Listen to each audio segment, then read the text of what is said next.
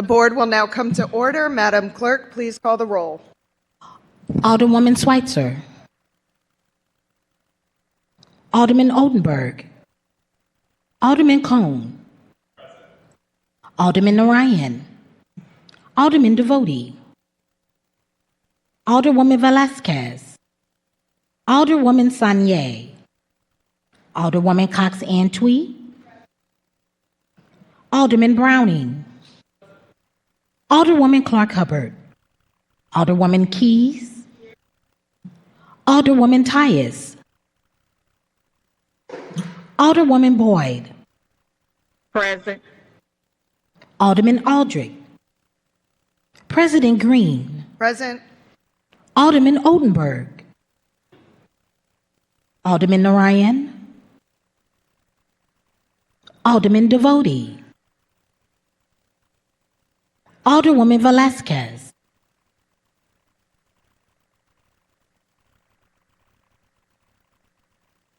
Alderwoman Sanier. Alderwoman Clark-Hubbard. Alderwoman Tyus.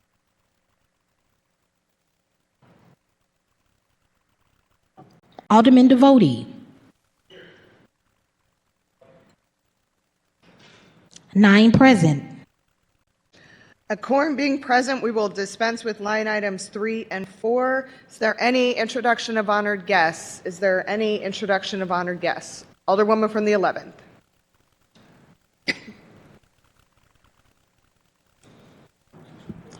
Good morning, and thank you, Madam President and members of the board. Oh, I see one of my honored guests just walked in. I'm looking up at the gallery, and I'm wanting to have as one of my honored guests, first of all, is Mike McMillan.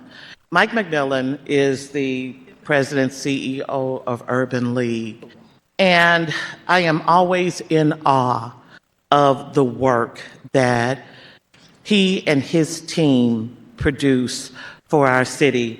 It was an honor, and is continuing to be an honor, to work with him and the organization of the Urban League on so many initiatives.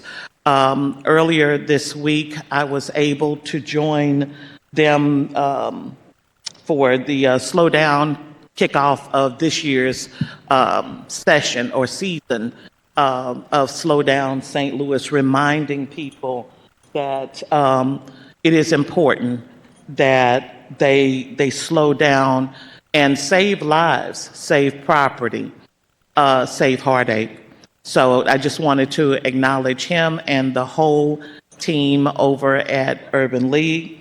As I was speaking earlier, Brooks Gettiker, St. Louis University, is here with us this morning in the gallery. Thank you for being here. Alderman from the 14th.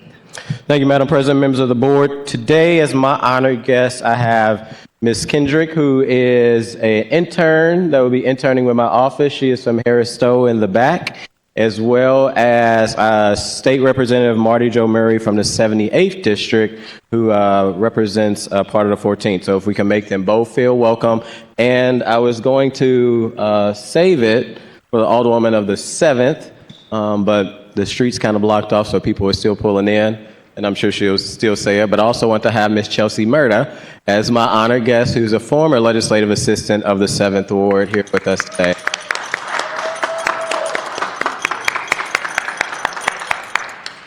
Any further introduction of honored guests? Any further introduction of honored guests?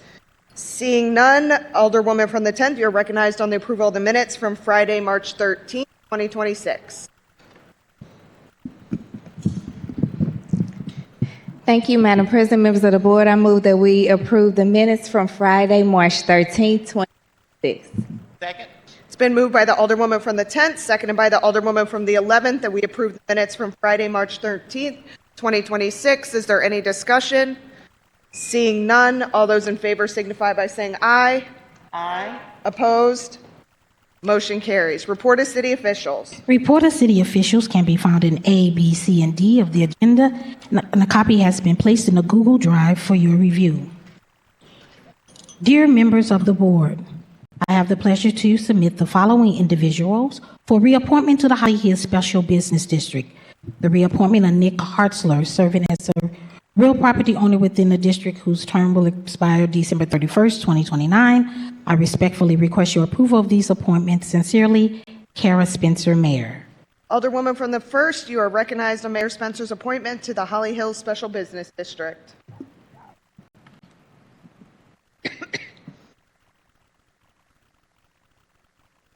Thank you, Madam President. Members of the board, I move to accept the mayor's appointment to the Holly Hill Special Business District. Second. It's been moved by the Alderwoman from the 1st, seconded by the Alderman from the 14th, that we approve Mayor Spencer's appointment to the Holly Hills Special Business District. Is there any discussion? No. Seeing none, all those in favor signify by saying aye. Aye. Opposed? Motion carries. Dear members of the board, I have the pleasure to submit the following individual appointment to the Detention Facility Oversight Board. The appointment of Marlon Codwell and the appointment of Christy Griffin. I respectfully request your approval of this appointment. Sincerely, Kara Spencer, Mayor. Alderman from the 14th, you are recognized on Mayor Spencer's appointment to the Detention Facilities Oversight Board.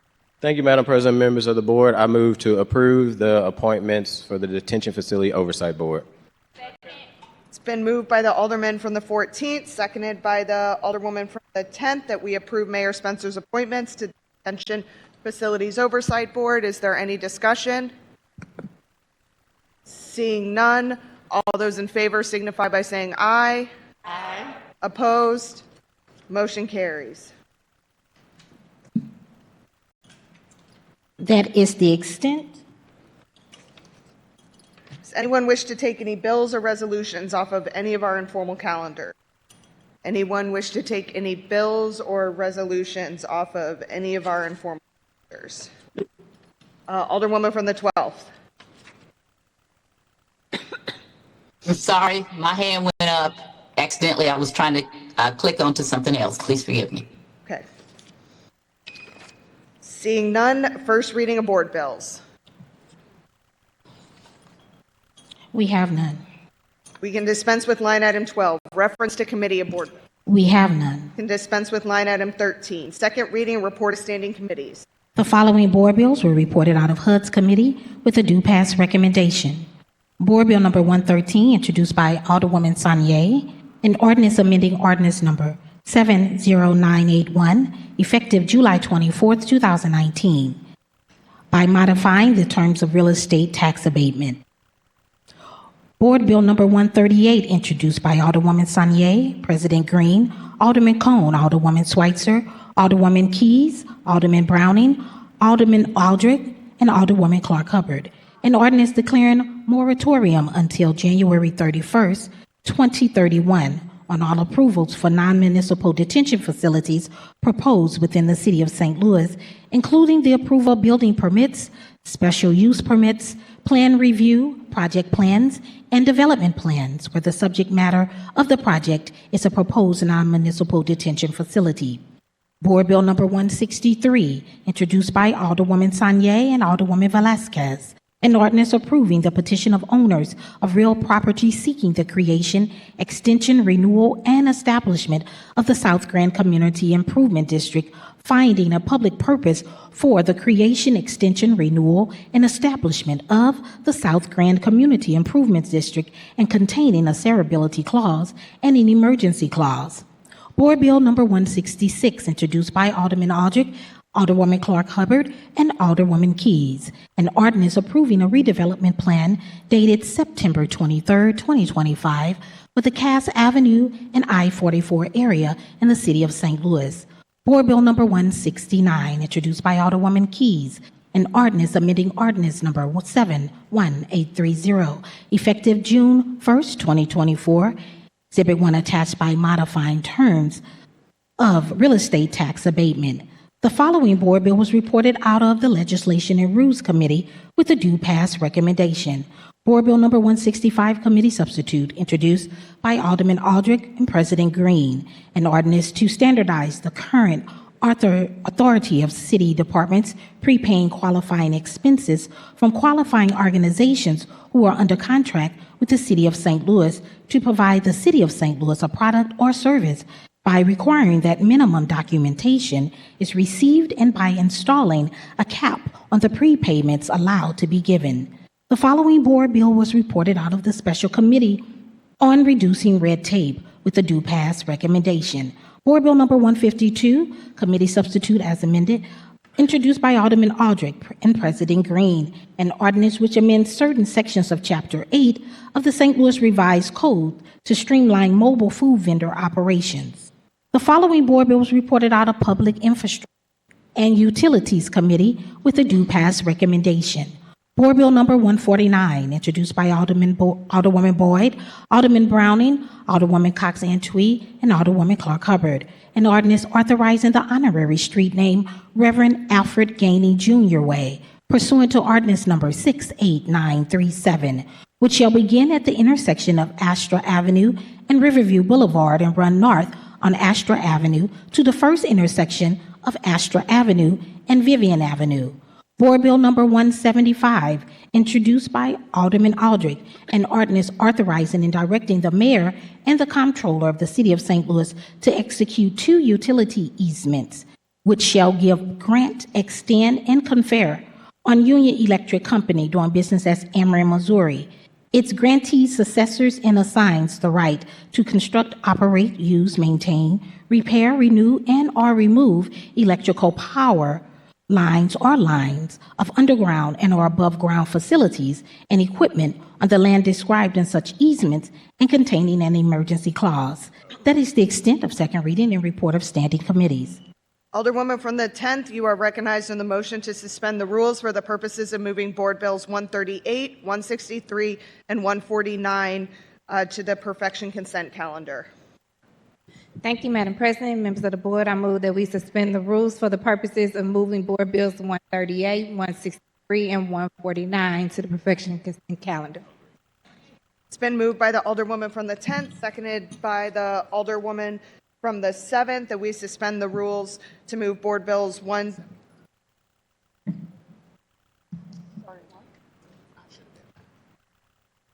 Apologies, I'm going to need to ask you to amend your motion to include Board Bill 175 as well.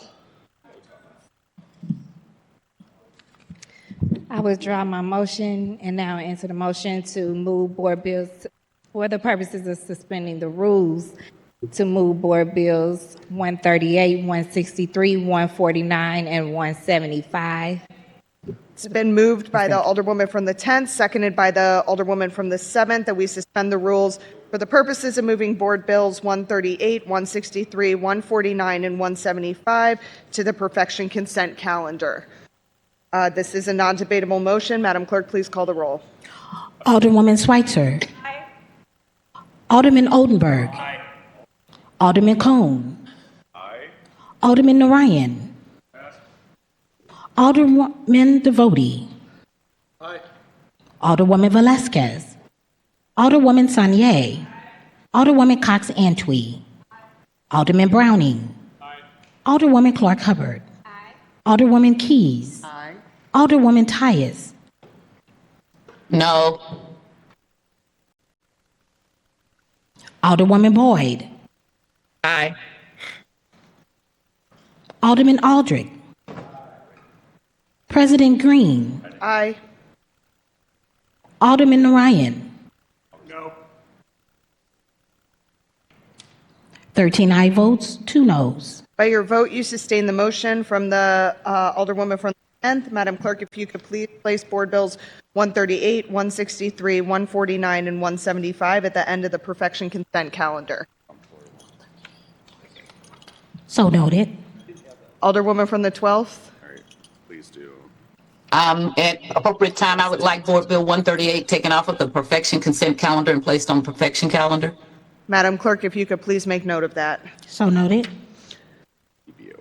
Alderwoman from the 10th, you are recognized now on the motion to suspend the rules for the purposes of moving Board Bills 113, 166, 169, 165 committee substitute and 152 committee substitute as amended to the regular perfection calendar.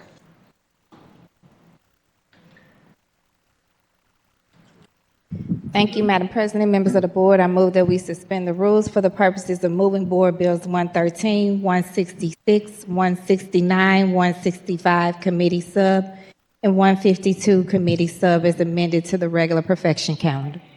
It's been moved by the Alderwoman from the 10th, seconded by the Alderwoman from the 7th, that we suspend the rules for the purposes of moving Board Bills 113, 166, 167, 165 committee substitute, and 152 committee substitute as amended to the regular perfection calendar. This is a non-debatable motion. Madam Clerk, please call the roll. Alderwoman Schweitzer. Alderman Oldenburg.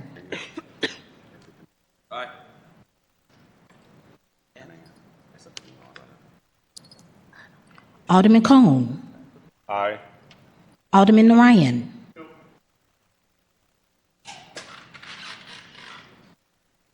Alderman Devoti. Alderwoman Velasquez. Alderwoman Sanier. Alderwoman Cox Antwi.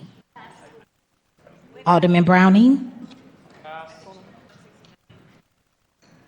Alderwoman Clark Hubbard. Alderwoman Keys. Alderwoman Tyus. No. Alderwoman Boyd. Aye. Alderman Aldrich. President Green. Aye. Alderwoman Schweitzer. Alderman Devoti. Alderwoman Velasquez. I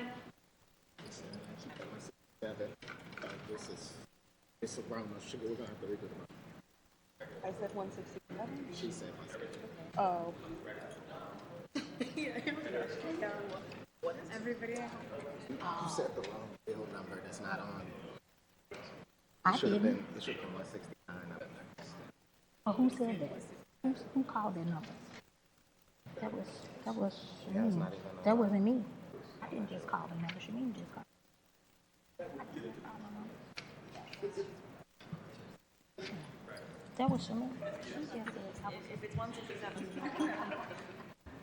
She said I wasn't. But I was right there. She just must have misheard. Because all of our papers. Yeah. Are you done calling But the is roll? everybody voting no because of that? No. Point of order. We're in the point of order.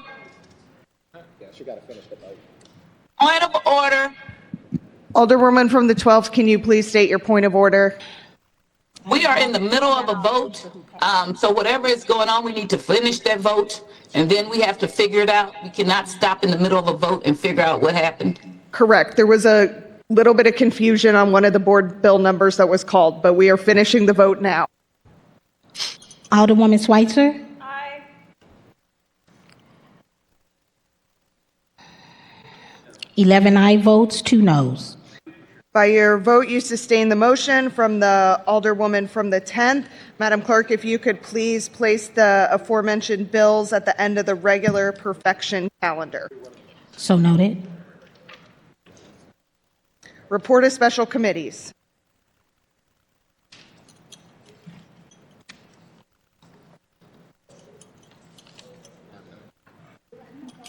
We have none. We can dispense with line item 15, board bills for perfection consent. Board bills number 163, 149. Madam Clerk, you need to read the bills. I'm sorry. Board bill number 163. Introduced by Alderwoman Sanier and Alderwoman Velasquez. An ordinance approving the position of owners of real property seeking the creation, extension, renewal, and establishment of the South Grand Community Improvement District, finding a public purpose for the creation, extension, renewal, and establishment of the South Grand Community Improvement District, and containing a severability clause and an emergency clause. Board Bill number 149, introduced by Alderwoman Boyd, Alderman Browning, Alderwoman Cox-Antwi, Alderwoman Clark Hubbard, an ordinance authorizing the honorary street name Reverend Alfred Gainey Jr. Way pursuant to ordinance number 68937, which shall begin at the intersection of Astra Avenue and Riverview Boulevard and run north on Astra Avenue to the first intersection of Astra Avenue and Vivian Avenue. Board Bill number 175, introduced by Alderman Aldrich, an ordinance authorizing and directing the mayor and the comptroller of the city of St. Louis to execute 2 utility easements, which shall give, grant, extend, and confer on Union Electric Company doing business as Ameren, Missouri, its agents, assessors, and assigns the right to construct, operate, use, maintain, repair, renew, and or remove electrical power line or lines of underground and or above ground facilities and equipment on the land described in such easements and containing an emergency clause. That is the extent of board bills for perfection consent. Alderwoman from the 10th, you're recognized on the motion to adopt the board bills for the perfection consent calendar.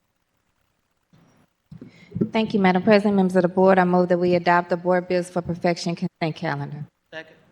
It's been moved by the Alderwoman from the 10th, seconded by the Alderwoman from the 11th, that we adopt the board bills for the perfection consent calendar. Is there any discussion? Seeing none, all those in favor signify by saying aye. Aye. Opposed? Motion carries. Board bills for perfection.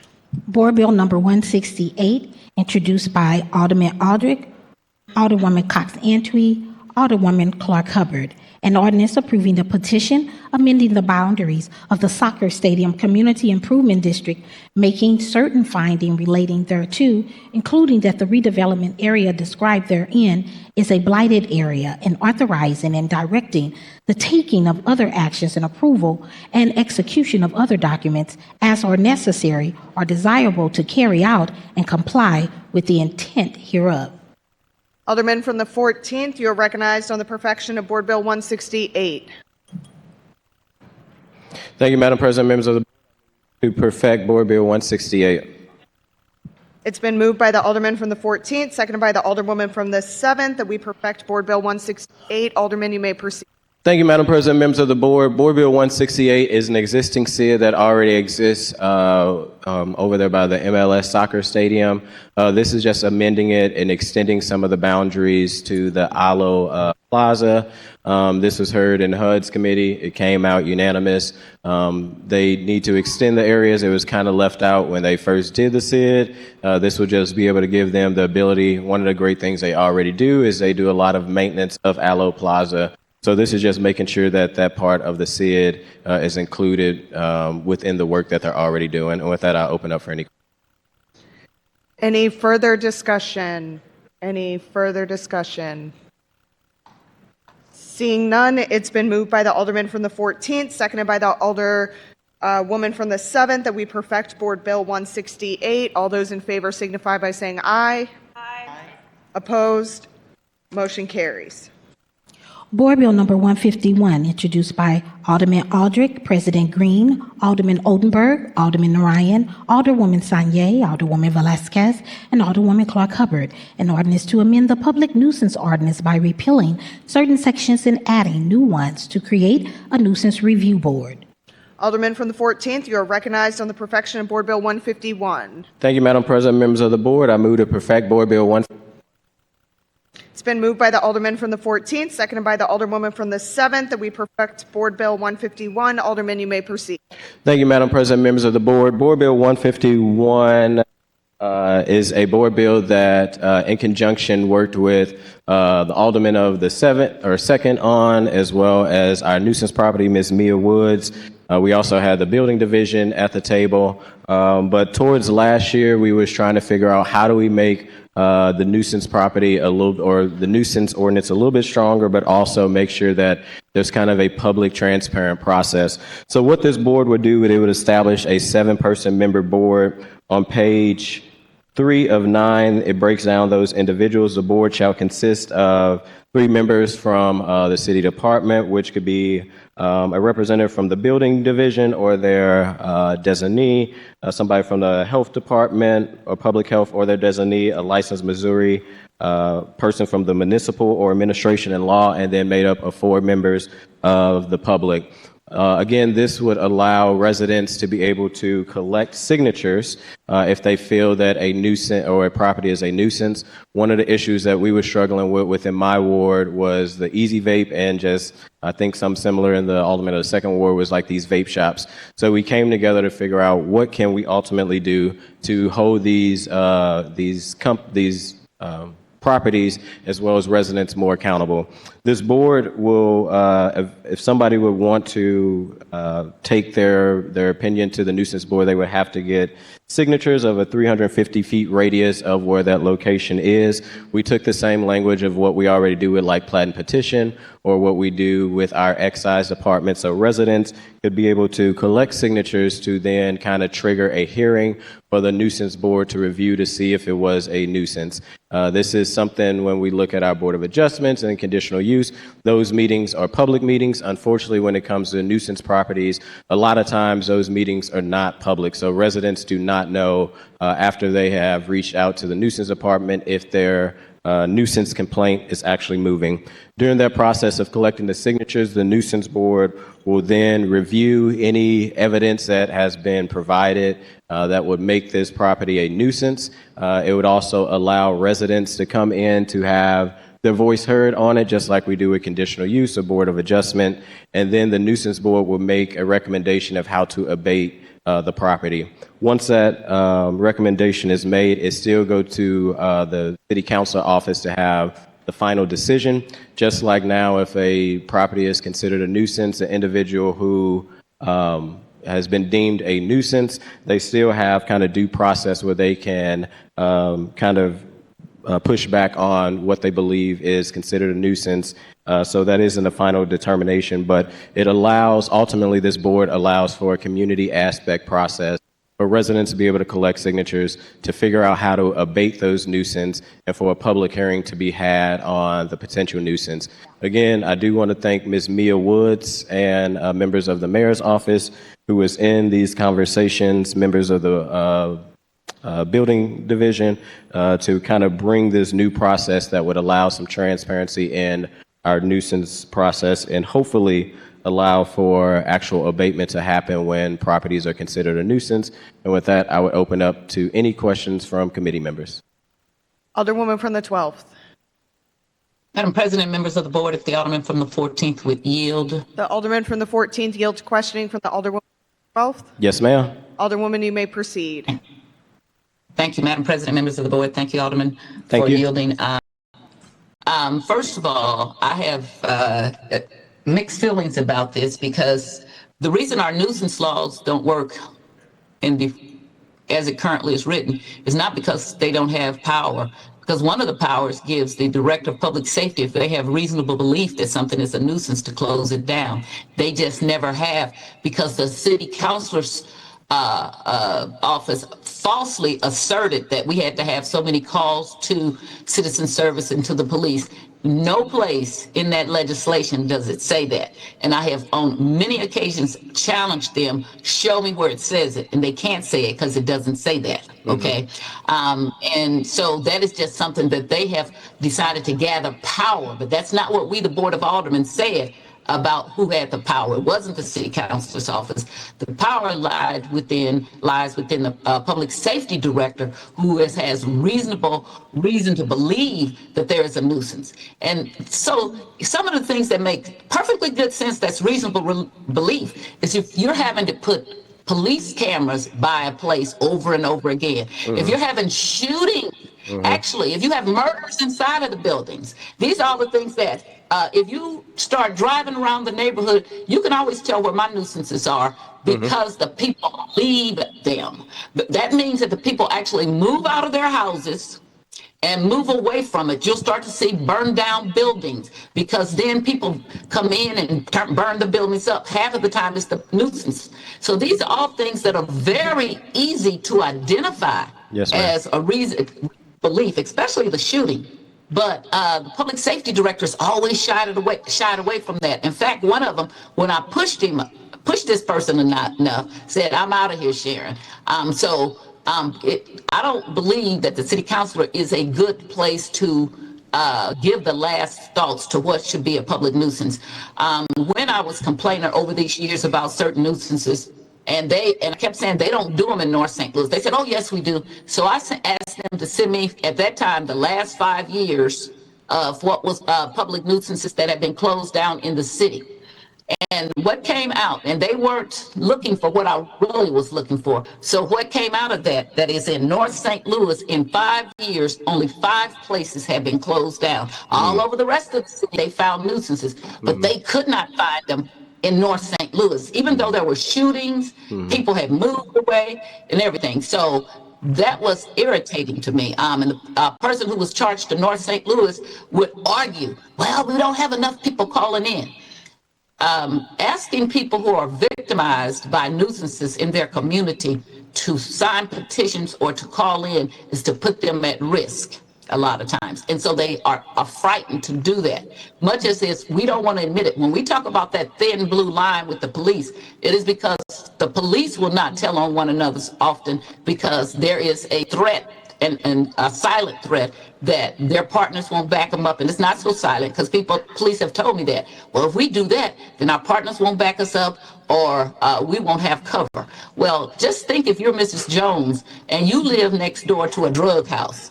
Are you going to sign that petition and be frightened that somebody would actually see that and then come after you so they don't? Recently in my community, after 13 years, on February the 13th, we closed down Sam's Packaging at Shreve and Anderson. This has been a 13-year fight to close it down. And the feds went in, the police went in, the county police went in, and they closed it down. Hallelujah. But the point I'm telling you is that they had shootings in 2023, almost every month they had a shooting. The owner's son was killed in that building. Okay, if you drive down Shreve, you can immediately, if you didn't know where Sam's Package Liquor was, you would know by that one block in the 4200 block is horrible. Every place else over in Penrose, Shreve is beautiful little streets. The people line their yards and cut their yards, and it's beautiful. But this one block is like people gave up, and there was nothing that we could do that we could get the police to close it or the public safety directors to close it. And I took pictures, I turned them in, took pictures. Hey, I turned in, hey, there was a shooting this month. There was a shooting this month. The police themselves put up cameras and left them up, and then the people would disappear. They broke zoning laws. They advertised cigarettes, buildings. Everything they could, they did it. They were saying, close me, and nobody could. And the only reason that it got closed is because the feds came in, much as they did in 2017 when they arrested 35 air nationalists who had these stores only in North St. Louis and a few in North County. And the next few days after they did that, 8 of them went up in flames. That's the same things happened to Package Liquor, Sam's Package Liquor, as Shreve and Anderson. A few days later, it was up in flames. But what was so sad, I want you to hear about, is my constituents, because we let them all know and they were happy. But they told stories of how they would not drive down Shreve anymore. Now, if you lived in the Penrose neighborhood, Shreve is one of them, the secondary streets. We got Euclid, Kings Highway is a major, Euclid, Shreve, and Marcus are secondary streets in the part that I represent.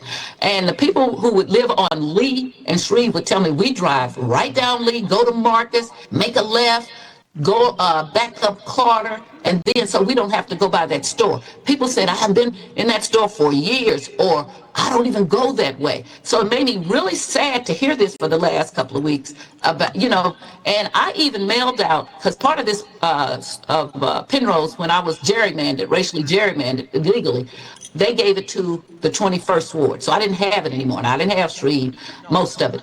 And I was so saddened to hear these stories of people that were scared to go by the store or The people who lived on Anderson, it's a one-way headed west. So they had to go by the store, most of them. But people would tell me, oh, we went down Anderson the wrong way from Euclid because we didn't want to be by that store. And I'm telling you, every time I went by it, I braced myself. I took a picture. I would send it and say, why can't you figure out that this is a nuisance? Finally, we had a 6th district police office captain that was there temporarily. And I have a full file on this.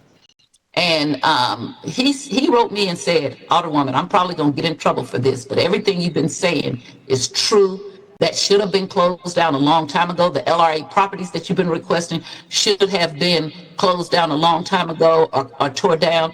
Not rather closed down, but tore down. But that didn't happen. So there is something wrong here in this building. There is something wrong that we don't need all these changes. We need people to follow the correct laws that are already there. So I just wanted to talk about that because recently we've discovered a way. We closed that place down. We closed one on St. Louis Avenue and Vanderveer down.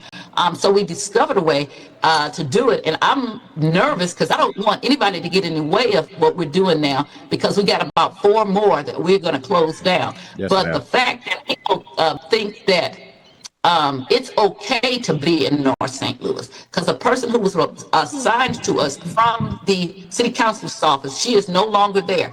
Oh, she got so mad at me because she argued that I wasn't telling the truth. But when I presented their own evidence, which came from the city council's office, where I got this from is because I asked for give me citywide, and they didn't understand. You don't think I'm going to go and do it by ward, which I did. And when I did it by ward, it was even, how can you only have 5 nuisances closed down in all of North St. Louis? And that's when we had 28 wards, 5 nuisances. But every place else, you could close them down. In fact, the person who was assigned to North St. Louis, she was put over into downtown on Washington to close, what's the store, Reigns, the club, because they didn't want it to say it was a racial thing. So they used her blackface to close it down.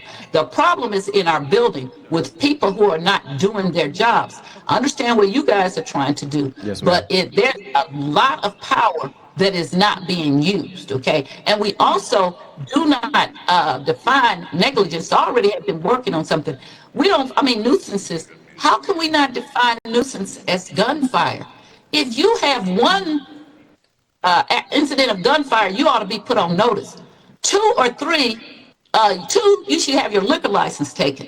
3, you're closed because people, if not 2, you should be closed. People don't have to live in a neighborhood, and they should not be required to drive through gunfire. Right now, we who live on Kings Highway and the Kingsway East have to deal with Salamas, which we went as a group and said, please don't let Salamas build this gas station here. And most of these gas stations in North St. Louis were put in when Francis Slay helped push them in, and the current city councilor worked with them, and they pushed them in, okay? And we had everybody testifying about how Salamas had been on Euclid and St. Louis Avenue, and that they were a nuisance, and they hung out, and they drank, and you can go to that area and Labadee, and you will see that it's all tore up. But they pushed it and disagreed with what we said, and we said it's going to be killings. I've had the forethought to actually get a police report of what kind of crime had been at that corner before they built it. Basically none. Now we have shootings, loud music, because many of the gas stations are attractive nuisances. They attract nuisances. We have people hanging out on the corner. Everything that we said in that file, and I have the file so you can look at it, that is going on. So that's if I go north. If I go south, there is the gas station at Martin Luther King and Kings Highway that Gerald Christmas's brother got killed at. I didn't know at the time, except for when I talked about these gas stations, and there was such an uproar, which I've been tracking them since 2014, who owns them. So when I said that they were Palestinian owned, they are Palestinian owned because I've been tracking them, and I found out who owned them. But Gerald Christmas, when I called him about suing Channel 4, because 5, because they said I didn't have any proof of what I said. And I was like, I called them and they're like, oh, we didn't mean that because we didn't even talk to you. I know you didn't mean that because I do have proof. But when I called Gerald Christmas, he said, Sharon, my brother got killed there. I've been trying to get that closed. And then when I read the articles around it, which was in Ryan Cruel, I think wrote it. I don't know if it was the Riverfront Times or something else, but I have the article. It talked about there being 300 and something calls and all the incidents. So there's not any reason that we don't know that these are nuisances. We don't close them down because they're not in our community, and that's all right if it's not in the people who's making the decision community, because they think that's okay for it to be in North St. Louis. When they arrested the 35 people, and they blew up 8 of their properties, there wasn't any 35 people in the Central Quarter. In fact, the Central Quarter only has like 3 or 4 gas stations left. They've gotten rid of them all because they are an attractive nuisance. The South St. Louis, it wasn't in South St. Louis, it was in North St. Louis and a few in North St. Louis County. So when I see that you got these members from the board, what you don't have is assuring that community members would come from the neighborhoods most adversely affected. We don't have that. Just like when we come up with this nomination for the Board of Adjustment, in the last 24 years, we haven't had anybody except for an alternate on the Board of Adjustment that comes from any place in North St. Louis, and only none that lived north of Page, as though we don't have people who live north of Page. That is racist, that is impermissible government, it is unfair. And so when I look at what you're writing now, I know you're trying to address the issue, but you're not addressing the bigger issue. Where are many of the nuisances, and why aren't they? Who doesn't close a gas station down where there's been killings and 300 calls for services that have been verified, but it's still open? Why is that? Why don't we check about the debit card thing that's going on? Because there's something in City Hall that thinks that's okay. And when we had a hearing at one of the nuisances, a gas stations that's now in my ward again, the guy said to me, because I went in my car, 3 different cars, to watch them sell drugs, people drive up, brought all this evidence, and the guy said to me, well, we have a right to make a living. He lives someplace else, but he has a right to make a living in our community and make it unsafe. So this legislation is not going to solve the real problem, because the real problem is in City Hall, starting with the city councilor's office, who gives bad advice to me. And I can talk about it more, and Michael Garvin knows I can, and was encouraging people to put gas stations where we had laws that had cleaned up that spot and could not be gas stations in your own very ward. The 14th ward, that Van Pool gas station is an embarrassment that they would put a gas station up against people's houses like that. When I went over there and saw that, you almost cannot put a ruler against the house that's next to it. And I know the gas station bought it, because that's the other thing I want to bring up. When they have these nuisances, then they start buying the property that's closest to them in the circle so as to neutralize our laws. And they just did that. I want to say, I don't know if it was in Alderman Cohen's ward and the Alderman from the 3rd, but they just did a thing where to get liquor, they ran around and put 10 or 15 people on the deed so that they could water down our laws. So they're watering our laws down when we make them. So when it's a nuisance, it's not just the people that are 350 feet. The gas station at Salamas, it sits on the corner of Terry, which is a one-way street headed west. No matter, all the people come down Terry, all those people are affected. So to limit it to just 300 feet is not a good idea, because the people are affected every place else. So in the neighborhoods affected, because on St. Louis Avenue, the people all are leaving. On Terry, this nuisance gas station is buying up the property within the 300 or 500 feet. So we should look at a broader consensus, if we're doing this, to talk about what people are affected.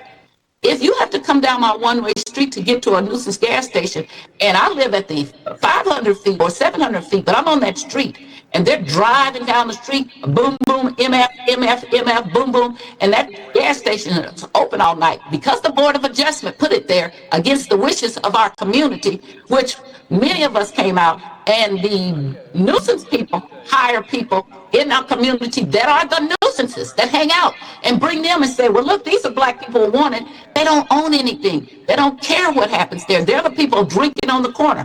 When you go to St. Louis Avenue and Kings Highway right now, you will see a guy in a wheelchair, other people hanging on the corner. We never had that until Salamas got there.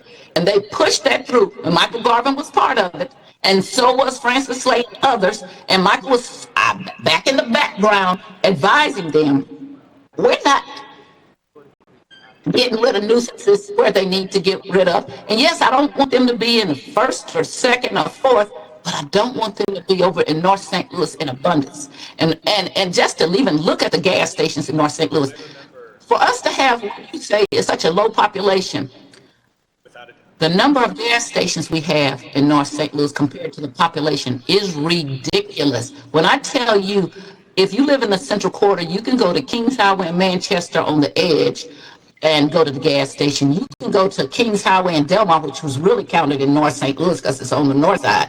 But you can't go to Skinker and Delmar because that's a CVS now. You can't go to Delmar and Union because they closed that 25 years ago and never opened again. You can't go to Kings Highway and Delmar because that's on the north side.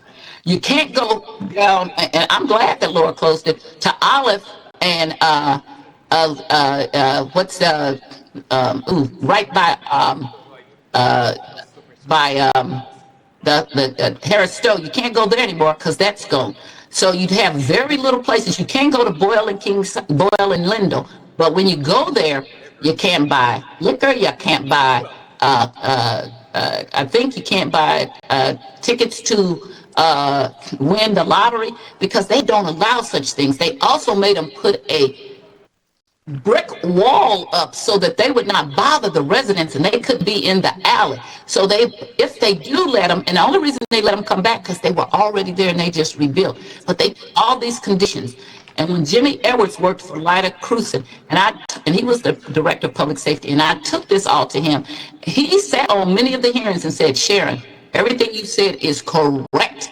They do not put conditions on things that go into North St. Louis. So when you get ready to say you need to get rid of these nuisances, they say, well, we can't do anything because there were no conditions. I don't need a condition for gunfire.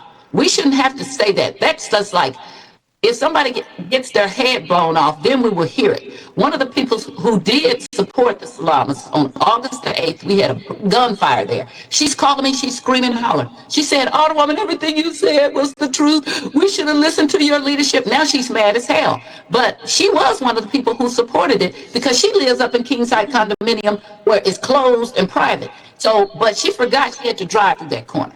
Right now, I cannot go north or west without the danger of gunfire. Neither can the people who live in my community who own their homes and do not create the problems. It is created by people who live someplace else and go to their houses and don't have to put up with it. So this may be a first step that's doing something, but it doesn't guarantee anybody from North St. Louis or from north of Page or anything that we would be put on it.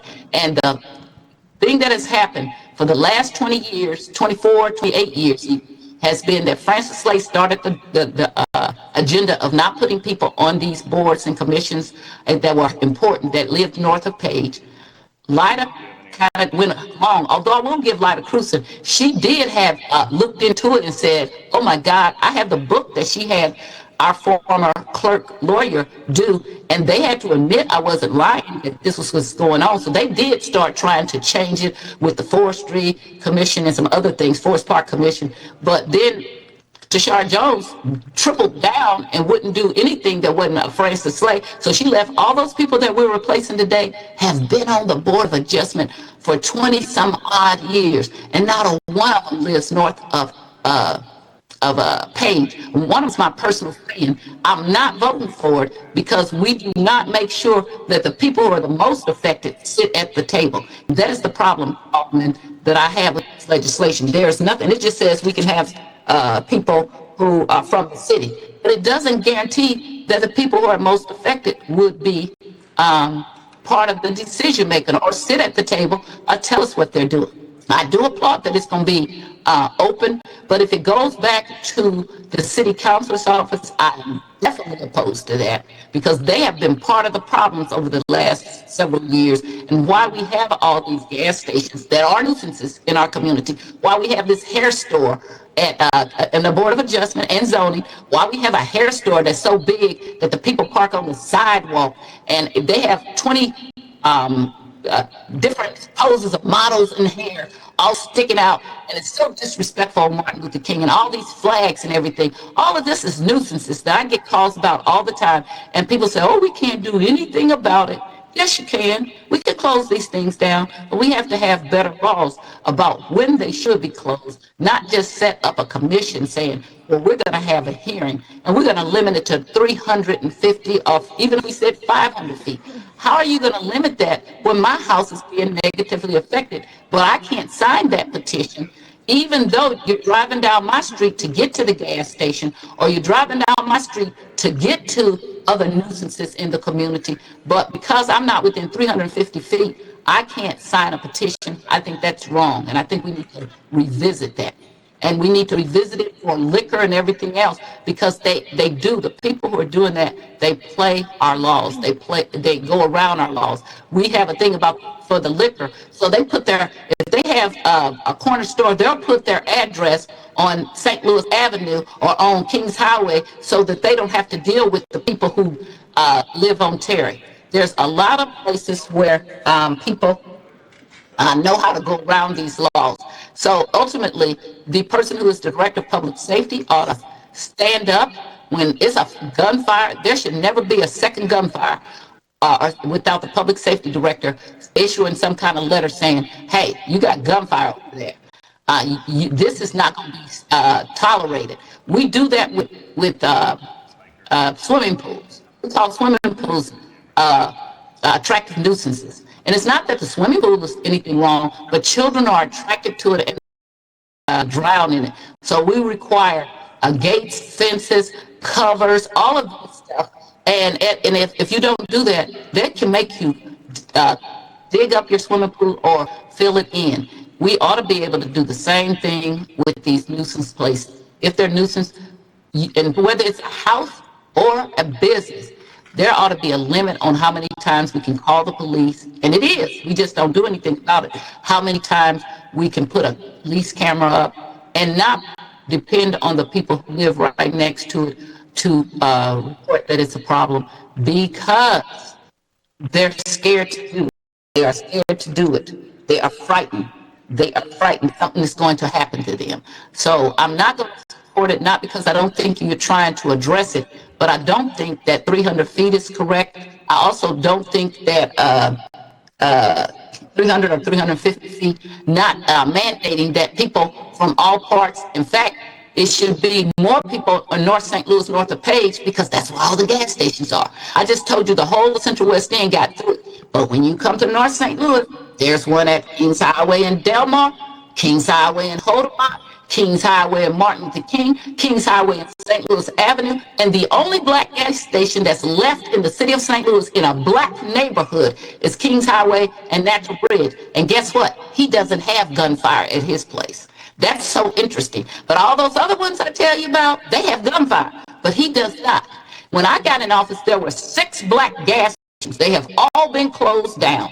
And my question to everybody is, how are these gas stations letting people have gunfire?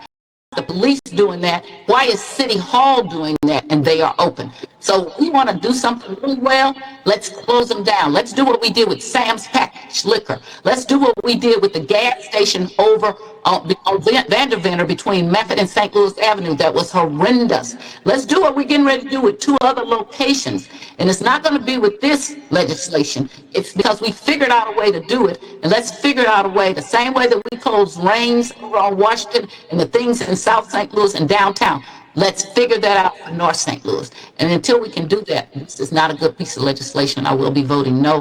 And I will ask you, had you ever considered that we should have people on the boards or commissions by districts or something so that we would make sure that people are included north of Page? Like we could say, okay, we're going to have one from the 13th and 12th and 11th board, and they have to be north of Page. Have you ever considered anything like that? Thank you, Alderwoman, for that question. No, I haven't considered it, but I'm open to, since there are four, open to a friendly amendment or amendment that says 2 has to be north of Delmar, 2 has to be south of Delmar, but I don't want to get into the geographics where that kind of hinders it too, because that would make maybe it harder for the city council office. And I do want to address something that you also said about the 350 feet. We did originally in the bill have 500 feet to make the scope bigger. The bigger the scope, since it will need 50% of the signatures, mean that there will be more signatures that will be needed for that. So, I do hear your point of, is 350, too small? We also want to stay in line, I guess, of what we already do for our liquor license or what we already do for plat and petition, and not kind of create a new system. But everything that you said, and appreciate the story that you talked about. I understand where you're coming from, and know that there is a lot more nuisance properties probably north of Page or Delmar, whichever line we want to use, but in North St. Louis compared to other areas. I do agree with you. Alderman, I wasn't even trying to do a friendly amendment to your board bill now, because if I was, I could have approached you earlier and talked to you about it. I actually was busy closing down these gas stations, so I'm in like heaven that or closing down this store, especially at Shreve and Anderson. Just like, oh, thank you. Why would it take 12 or 13 years? And even the police are agreeing with me, but we always have to have the feds come in. That says something about our police, and it says something about City Hall, and it says something about people. Like I said, there was a public safety director, when I pushed this whole issue and said, it doesn't say that, they got up and left. So I don't want you to change your legislation. I'm just going to vote no, but I would want you to be open to, this is not good legislation. And I said Michael Garvin's name on purpose because he already knows why I say his name, and he is part of the problem. And that's why we did not put the city councilors in charge. They inserted themselves. If you look at the legislation, it does not say you have to have the current nuisance legislation. It says none of that. And I like Mia Woods, she's a nice young lady, but part of the problem is people making decisions, even black people that don't live in North St. Louis or live north of Page. I prefer a white person, which I have in my community, who lives north of Page, to be on that board who is affected by that. Because I have some, and they're sending me stuff that are white. I don't want a black person that lives someplace else, and when they go home, they've made a decision that they're not affected by, okay? So this is not just racial. It is in that predominantly north of Page is black, but you have to ask that question, and I can show you my numbers, and I can show you what Lida had Tim McConnell put out. Why is it that in 20-something years you don't have anybody that lives north of Page on the Board of Adjustment? How is that? What is that about? Okay, do we have some positions that only can be for people in the Central Quarter and South St. Louis? Is that right? Think if we already have these big wards in North St. Louis that are ridiculous. I got 14 neighborhoods. Other South St. Louis wards got 3 or 4. We have to really start looking at effect and cause and what is happening and what's causing this. Our laws we're putting in place are not working. I've been saying this for a long time. This is not going to work because the people are going to feel safe to make decisions that don't affect them. Will they make decisions about their neighborhood? Absolutely, which is why I told you, go count the gas stations in the Central Quarter, which has a big population, but no gas stations. Then coming to North St. Louis, why did we need to have Salamas? We already had 4 gas stations on our quarter in Kings Highway, and yet it was forced in. And Salamas didn't even own that land originally. It belonged to LRA. It had been cleaned up, and we actually have an ordinance that says that there cannot be a gas station there. But there it sits. And that's why I tell you, it is City Hall, often it is Room 200, it's all these people behind the scenes not following the law, and then now we put it on people to say that these people have to be the ones that come and stand up and lives in danger. Because when you start talking about closing this stuff, lives will be put in danger. And Miss Jones or Miss Taylor, whatever, they are not going to get out there and risk their lives because they got to go home every day. And as I said, the police know all of what I said because when they talk to me about it, I tell them you first. I said, how do you have a thin blue line? If you think Ms. Jones ought to report in, then the police ought to report in and report other police. And if we accept that there's a thin blue line, we have to accept that Ms. Jones is not going to normally sign that petition. And that's what might work downtown. That's how they got rid of Larry Rice, who was there before they gentrified downtown, which I think still to this day is horrible. If you moved down there by Larry Rice, then you should have known all this stuff because it's been going on since the 70s. But you can get it when people are the same economic and the same, and you can get that. But what happens in our communities, they buy people off. The people who don't own anything, they have them come down and say, I like them because they give me $25 credit. And gunfire should not be open for debate. When you're having gunfire, it should not be open for debate. And we also have them attacking black women. People are texting me as I'm speaking now because they're reminding me that up on Del Mar and Goodfellow at the gas station, they attacked the black woman and kicked her and almost had a racial incident. We just had that at Union and Theodosia in my ward, something that happened. And so we are going to have to start looking at these nuisance stores and gas stations, not as some committee, but holistically. Why is this happening? Tell the truth and close most of them down. If you only need 3 for all of Central Quarter, and then when you go to South St. Louis, they don't have any stores like we have, or they don't have the gas stations that we have. And when they build new gas stations, they built them in commercial areas, not like they do, because this is the other thing they do in North St. Louis. They build them up against the best neighborhoods and run the people away. And the whole thing of F neighborhood commercial was supposed to be building things up that were an asset to the community, not a detriment. The first time you fire a gun, you're a detriment. And it doesn't have to be you inside, because people will say, well, it's not their fault. But a funny thing happened on the way to closing Sam's Packaged Liquor. Since it's been closed, nobody has been on that corner. Nobody is being blocked. And since they blew it up, whoever did, set it afire, it's going to be gone, so we won't ever have to deal with that. So if we just keep closing for a few weeks and then they would blow it up and get rid of it, whoever they are, then we could get rid of a lot of nuisances in our community. And I'm talking about the business nuisances. It's a whole nother thing when you get to the houses. I got 4800 block of Farm, the feds have come in 3 times and closed down the house that's ongoing. The feds had to come in because we couldn't do it with the police. And part of the reason we couldn't do it with the police, because the former police public safety director that just left, his house was right next to him. They did nothing. The city didn't close it down.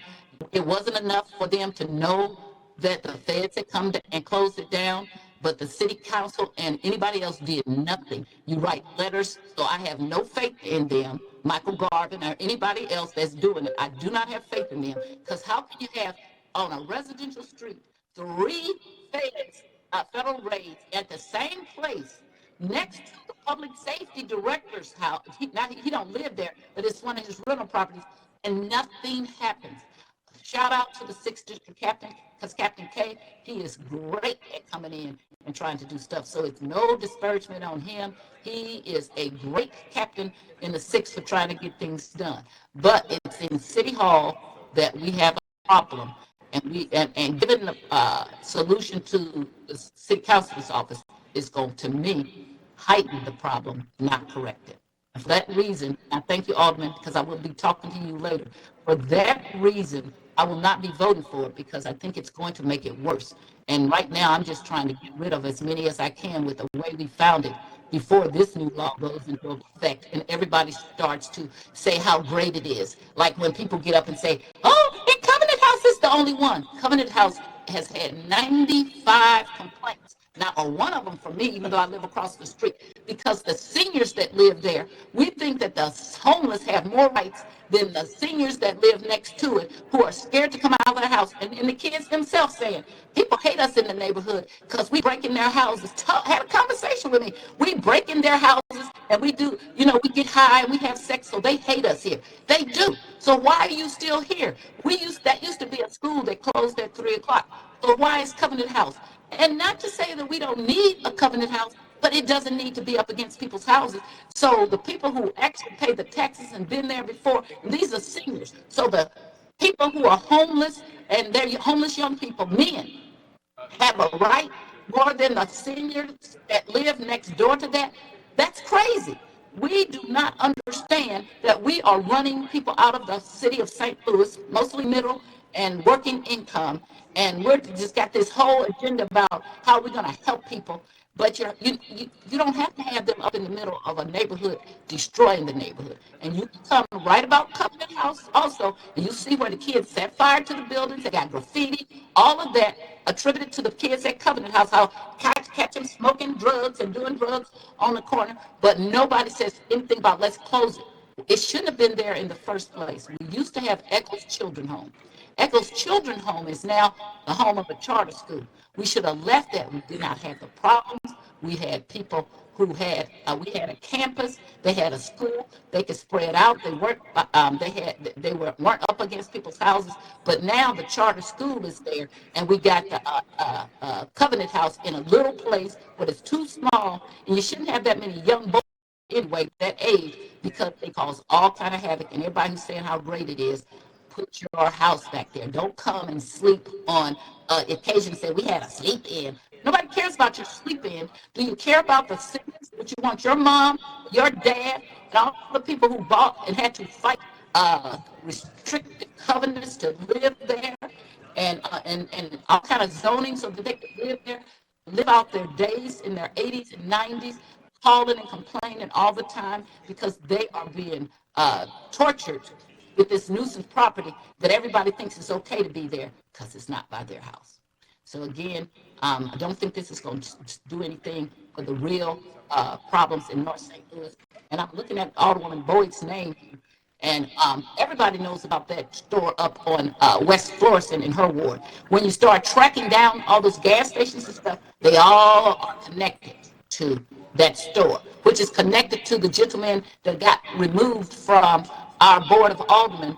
But the people who own that store, he is one of the people, and yet he is out after 4 months and running around this city opening up laundromats now. And thank you to all the people who are protesting his laundromats. Go to the corner of Kings Highway and West Florissant because he just opened one there. And please protest in front of that one too. Not just the other ones. Please, every place I find, I think it's ridiculous because when these people got arrested, we said they were not going to be able to keep their property, and we've not done anything except for let them out after 4 months. And we put the gentleman from the Board of Aldermen in jail for a year or more. And it's ridiculous because to have had somebody bribe somebody, you had to be the person that was doing the bribing. And they should have stayed in jail as long or longer. And it wasn't the only charges that were against them. It was guns, illegal money, all of that. But all of that can get washed away and get ready to try a case because they don't want that to be brought up. So we clean these people up and convict them of cigarette charges only, and then let them testify against people as though they have clean hands. They do not. And all of that is in North St. Louis. And it connects to the store up in the 13th Ward on West Florissant. Because when I started to do the research, every time I would look up, the registered agent was there. And when I called them and talked to them, and I did not know at this time who that person was, and he had met me before trying to open up a gas station, which I said no. I was shocked how many people who got these gas stations have their registered agent coming from that place. We don't do, and Matt Moak knows it because he and I have gone on that journey together. We don't do enough for North St. Louis to get these nuisances out, and this is not going to be enough. Thank you. Thank you for that, Alderwoman. I really appreciate it. Alderman from the 5th. Madam President, members of the board, permission to inquire of the Alderman of 14th. Alderman from the 14th, would you yield to questioning from the Alderman from the 5th? Yes. Alderman, you may proceed. Thank you, Madam President. Alderman, a couple questions with respect to clarification. Just a couple? Just a couple, and I will try to keep my questions brief. First, with respect to the petition process, my understanding is that was it wasn't a requirement, but rather it was creating an option for the community to initiate action with respect to a nuisance. Is that correct? Correct, sir. So in other words, the avenues that currently exist still exist, but we're adding in additional process for community to become engaged. Is Yes, that sir. right? Yes, sir. I frankly like that part of this bill. I think that is an excellent way to engage the community, and I think that's a wonderful addition to the way we currently do things in the city. However, this is the catch, right? I am concerned about the idea of the nuisance board. I think it's a novel idea. I think it's very interesting, but I do have a couple of concerns. Yes, sir. My understanding is this is 7 members, and you've identified where those folks come from. These are essentially volunteers as this is set up. Is that right? Is there compensation, or are these folks appointed and then they're taking on this task to serve on the board and hear these nuisances? Yes, Alderman. So just like most of our boards in the city of St. Louis, most of them are voluntary. I think there's maybe a few that's compensated, but it's not a large amount. The process will be just like the one we did for DFOB. All those members are sitting on that board because they care about the issue. Those appointments will go through the mayor's office. They could be vetted in committee, and then if vetted in committee, they would come to the Board of Aldermen. But most of our boards in the city of St. Louis are all voluntary individuals who want to serve on these boards because they care about making our city better than what it is. Yes, sir. And I know you've worked closely with Ms. Wood in the city councilor's office. Can you educate us or explain to us the anticipated volume that this citizen board would be undertaking should this legislation pass? Yeah, that was one of the questions that came up in public safety, and I think Ms. Mia Wood did a really good job explaining that. I think each area and neighborhood is different.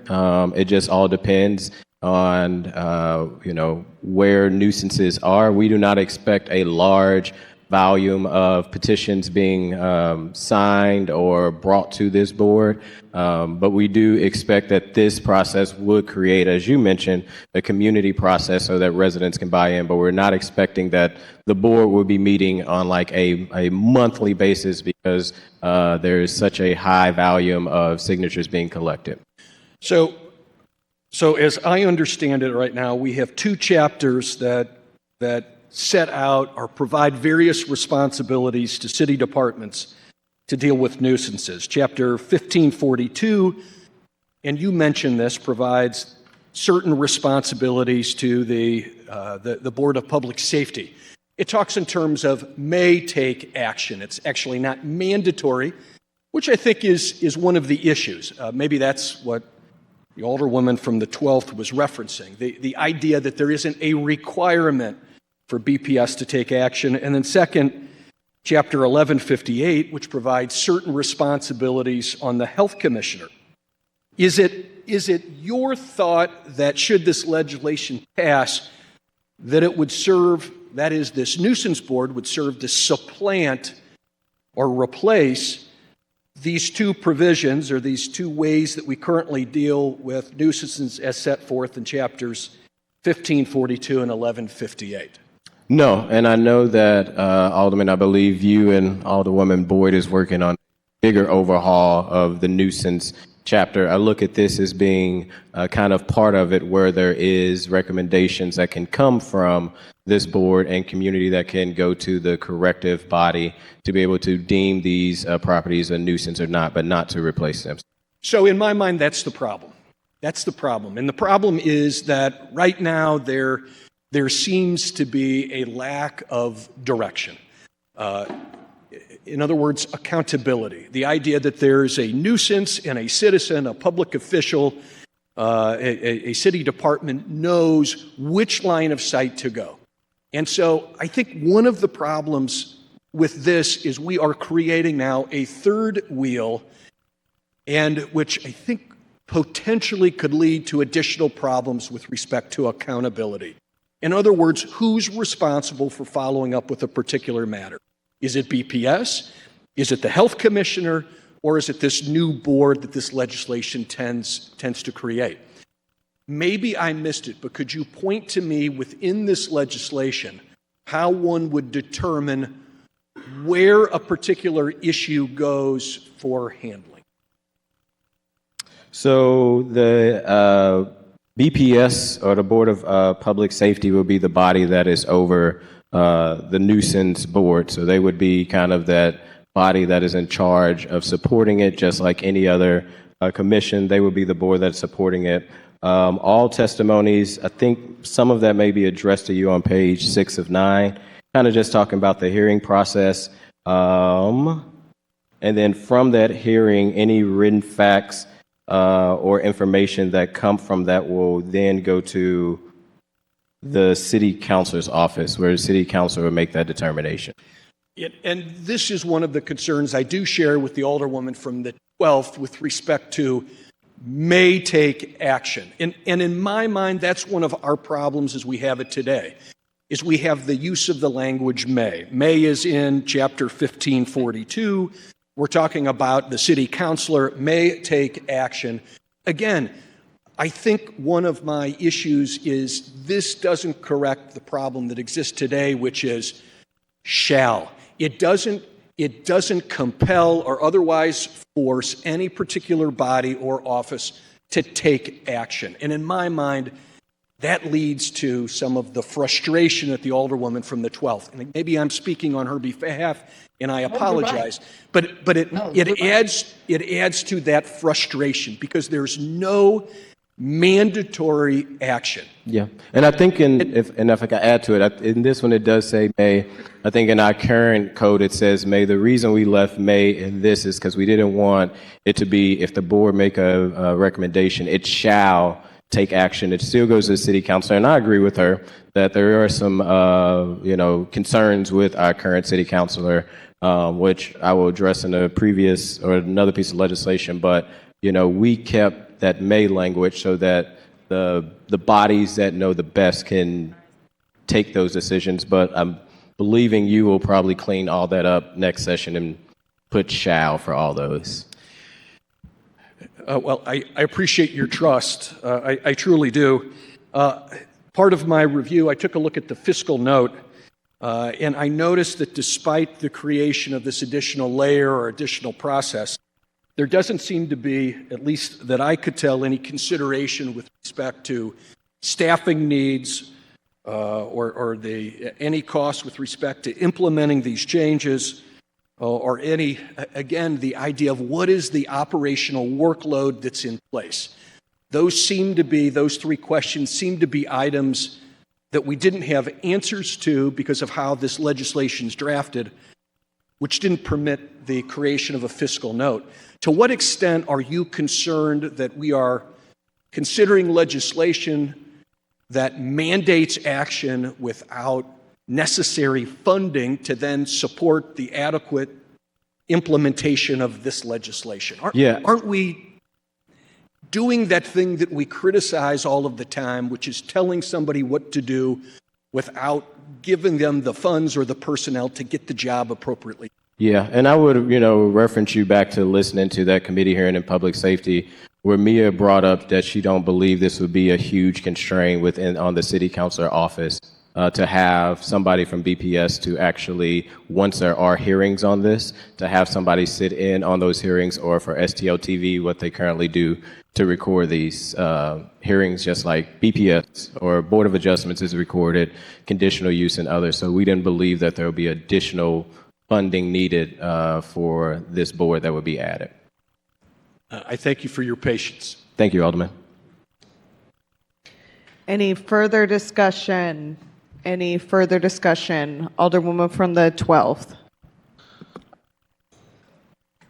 Madam President, members of the board, if the Alderman from the 5th would yield.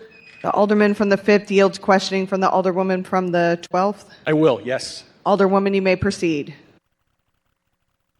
Alderman, you were expressing my sentiment of frustration, but also my frustration is that people didn't do their jobs. If you're the public safety director and there are shootings 3 months in a row at a location, would that not put you on notice to say that this probably, that you would have reasonable belief that this is a nuisance property? Alderwoman, it would put me on notice. And that's one of my concerns here, is what we're not doing is addressing the underlying problem. Right now, as you know from looking at Chapter 1542 as well as 1158, there isn't mandatory language. So what we now do is we give those folks the ability to make the call. I think my concern about this is a feel-good provision. This is something that gets media attention. This is something where we're talking about citizen control and the ability to be heard, but at the end of the day, it doesn't address the underlying fundamental problem. Okay, Alderman. So we talk about the petition that can be walked for the people who are within 350 feet. But if you're on a street and the people who live 350 feet don't say anything from the nuisance, but you're on the same street and you're experiencing the same nuisance, say it's gunfire or people, we have a store at Hammond Place in Euclid that we almost had closed before they tore up my ward. And several years ago, they left that store and went down the 4900 block of Cobrillion, which is a very quiet street, and they had gunfire and they killed 3 people in the middle of the street. And our current city marshal, John Hayden, was the police chief then, and he and I talked all the time, and he grew up in one of the neighborhoods that I represent. And he said, Alderwoman, you've been trying to close that store for over 20 years. That was the police chief that said that to me, okay? And I'm saying his name because he knows the incident. So would you want to live on a street that limited you from signing a petition when the people went down your street and did gunfire? This is what I'm saying about limiting who could sign that petition. The neighborhood often is held at bay or hostage when there is a nuisance. So wouldn't you want to be able to sign the petition if you wanted to, if you're affected? Yes, ma'am. Okay, so that's why, and I want to say we didn't always have 300 feet. We used to have 500 feet. And the other thing is that I want to bring to your attention, I talked about, and you tell me your feelings. So we have these things about nuisance properties. So when the person then buys up the land within the 300 feet, shouldn't we expand that and do something different and say, okay, you bought this land up. So now, and that's what they're doing. So now what do we do about that when they buy up within the 350 feet, but the nuisances are ongoing? Well, I think you and I are on the same page here. I think that that's an issue that needs a deeper dive that isn't addressed by this legislation. Wonderful questions. I'm happy to talk to you about it later on, but I don't know that's addressed here, which I agree is problematic. And also, I don't know if you've addressed or read the current nuisance law, but I have, and what I would tell you is that there's a part that says if the public safety director has reasonable belief, then they can shut a place down. So why would we have to have anybody reporting in or anybody signing a petition if we have a police report that shows that we've had gunfire at this particular place, or we have had to place police sky captains at the place, or that kind of, or we've had all kind of dangerous situations happen at the place? Why wouldn't we just, instead of saying the public safety director may issue an order closing it down, why wouldn't we just require them to do that, just what you said? I agree. You and I are on the same page.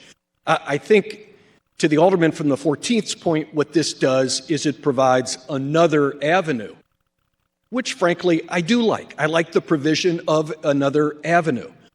But I also agree with you that in that type of situation, the ordinance, the legislation should direct that the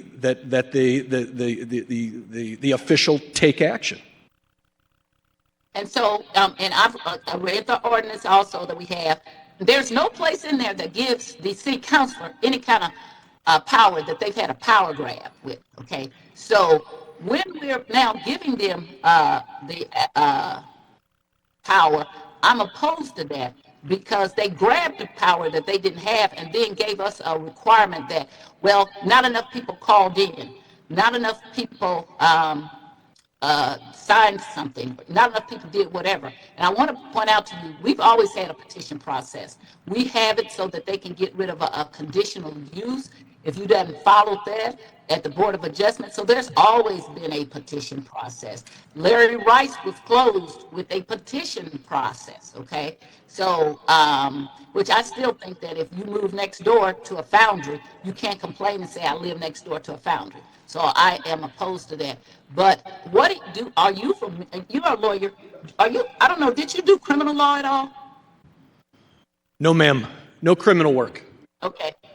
Okay, so, but just, let's just talk about a neighborhood. So you have older people that live in a neighborhood.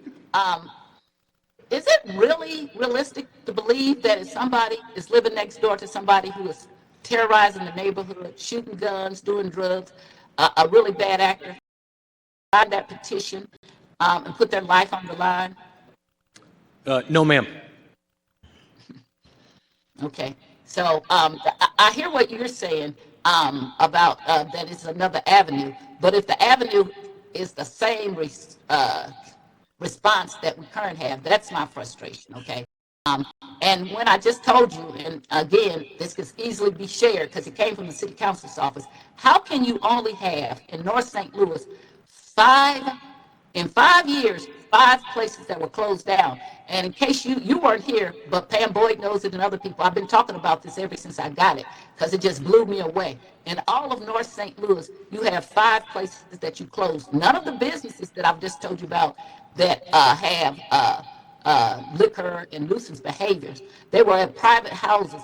How can I have trust in the city councilors when they were the very people that did not do anything and did not recommend closing and didn't do anything? How can I then believe that they're going to do something all of a sudden when in 5 years they couldn't do anything? And then when I raised it and said, and look what I got from the city councilors, they ran over to then was the 3rd Ward and they closed a gas station that had been called Murder Row over on West Florissant and St. Louis Avenue.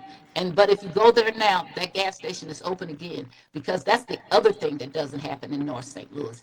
They don't stay closed unless they blow them up. It's not just gas stations, it's nuisance stores. So if we're letting people reopen the bad actors, tell me what you think the message we're sending to people. Well, that's part of the problem, is we're not sending a good message. And that's why my belief is that effective legislation on these nuisance issues, whether it's a problem gas station or a problem smoke shop, whether it's an issue on the north side or it's an issue in Northampton, is that it demands additional legislation that, frankly, this just doesn't touch. Exactly. So I wasn't trying to stop it. Like I said, I am frightened about the part given the city councilor any more power because they haven't used their power for good. And everything that I said, you guys ask, I'll give it to you and you'll look at it. But I've put it on the record before, and I didn't get it from someplace else. I got it from the city councilor, the report of how many they had closed. So I just thought it was outrageous. And that comes from people thinking that it's acceptable to leave things in North St. Louis. And just to add something to it, I know people at the federal level. When I was practicing lawyer and I was a public defender, I know those people from when they were city councilors. I know some of the judges that when they were, not city councilors, I'm sorry, circuit attorneys. So I know these people. So one of them said to me, but Sharon, you guys need those stores in North St. Louis. And I said to that person, bring your family and put right by it. And when the first bullet flies, I bet you won't say that. We don't need those stores. And often when they're trying to open up, there is a big group of people that come to testify against these problem properties.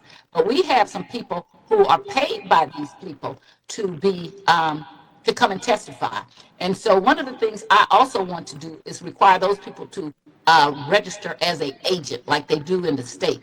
Would you have problems with that? If the people who are doing these nuisance properties and have nuisance problems, if they're hiring people and paying them to come and testify in their behalf, would you have problems with us requiring them to register them as an agent? No, ma'am. Okay, thank you very much. I appreciate it. One other thing. I want to say that the health commissioner has the most power in the city. The health commissioner, if it's a health problem, they don't have to go through all the due process that other Board of Adjustment, public safety, they have the most power in the city to close things down. I just want to put that out there. Thank you so much. Any further discussion? Any further discussion? Seeing none, Alderman from the 14th, you are recognized to close. I renew my motion. It's been moved by the Alderman from the 14th, seconded by the Alderwoman from the 7th, that we perfect Board Bill 151. Madam Clerk, please call the roll. Alderwoman Schweitzer. Alderman Odenberg. Alderman Cone. Alderman Narayan. Alderman Devoti. No. Alderwoman Velazquez. Alderwoman Sonier. Alderwoman Cox Santui. Alderman Browning. Alderwoman Clark Hubbard. Alderwoman Keys. No. Alderwoman Tyus. No. Alderwoman Boyd. No. Alderman Aldridge. President Green. Aye. Have 10 aye votes, 5 no votes. By your vote, you sustain the motion from the Alderman from the 14th, perfect Board Bill 151.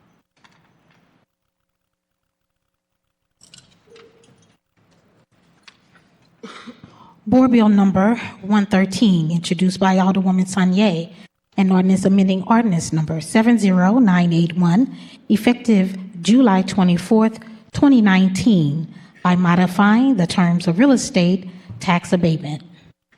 Alderwoman from the 7th, you are recognized on the perfection of Board Bill 113. Thank you, Madam President, members of the board. I would make a motion to perfect Board Bill 113. It's been moved by the Alderwoman from the 7th, seconded by the Alderman from the 14th, that we perfect Board Bill 113. Alderwoman, you may proceed. Thank you, Madam President, members of the board. So Board Bill 113, essentially within the Gate District neighborhood, we used to have a sort of blanket abatement. So if you were doing a majority of types of developments within the ward, you would have kind of automatically qualified for this abatement. This was placed in place many years ago before I was Alderwoman. It was time to have this conversation again with neighbors and residents. We wanted to be a little bit more specific and narrow in scope as opposed to being able to develop any project. We have tailored it for those that would be doing low-income housing tax credits or affordable housing. I will say, like, this tool has been great for the development of the neighborhood. We have a lot of residential single homes that are, we're happy to have within the neighborhood. But I think at this time, we're looking at making sure we protect the diversity. And it doesn't mean that it's a flat no for any other abatements that would want to be considered, but that you would not just automatically get that incentive. It would have to be some additional conversation to happen, but not if you're doing low-income housing tax credits. I think all of us know how expensive it can be for affordable housing to be built and to be produced. And there's actually a developer in the pipeline that we are waiting on because I have 2 senior buildings within that neighborhood that will be able to be rehabbed, as well as some affordable family housing. Should this pass on this board today, they will be able to take advantage of these tax credits and be able to rehab 2 senior homes and build some family affordable townhomes as well. Any further discussion? Any further discussion? Alderman from the 3rd. I just want to take a moment to applaud my colleague from the 7th. Lately it seems as though a narrative has been that the city has been shut down for development, and that's not true. We've got projects happening, all over the city. But these types of projects, particularly that have the low-income housing tax credit, are really important for our neighbors and provide stability for both housing and neighborhoods. And so I rise in support of the bill. Any further discussion? Any further discussion? Alderwoman from the 7th, you're recognized to close. Thank you, Madam President, members of the board. I would just want to thank SLDC and thank residents and neighbors and the developer for coming to the table to have this discussion. I honestly learned through this process that there was a such thing as kind of blanket abatements being set that way. And I just really appreciate the developers who are having a conversation. And I'm really looking forward to again, the rehab of those senior housing, the development of the affordable family housing, and just being strategic. I think especially as we're trying to recover from a tornado, we have to make sure we're incentivizing the correct places so that development can happen all across our city. It's been moved by the Alderwoman from the 7th, seconded by the Alderman from the 14th, that we perfect Board Bill 113. All those in favor signify by saying aye. Aye. Opposed? Aye. Motion carries.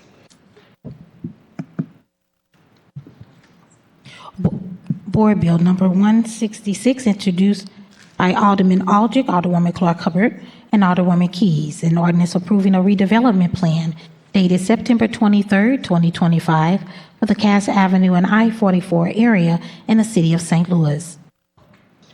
Alderman from the 14th, you are recognized on the perfection of Board Bill 166. Thank you, Madam President, members of the board. I move to perfect Bill 166. It's been moved by the Alderman from the 14th, seconded by the Alderman from the 3rd, that we perfect Board Bill 166. Alderman, you may proceed.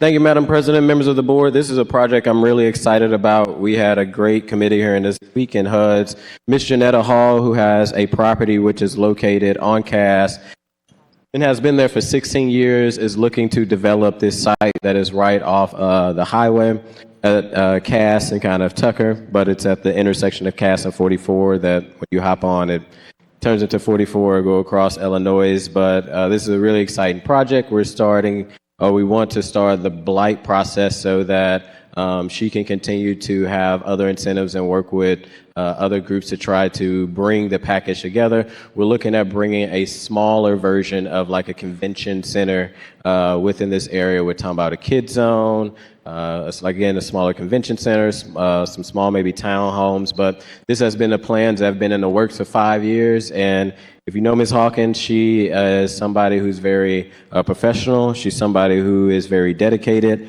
And this is, when you talk about doing incentive projects, I think this makes sense to do a perfect incentive right in this area close to Old North that has kind of been overlooked for a long time. So with that, I'll open up for any questions.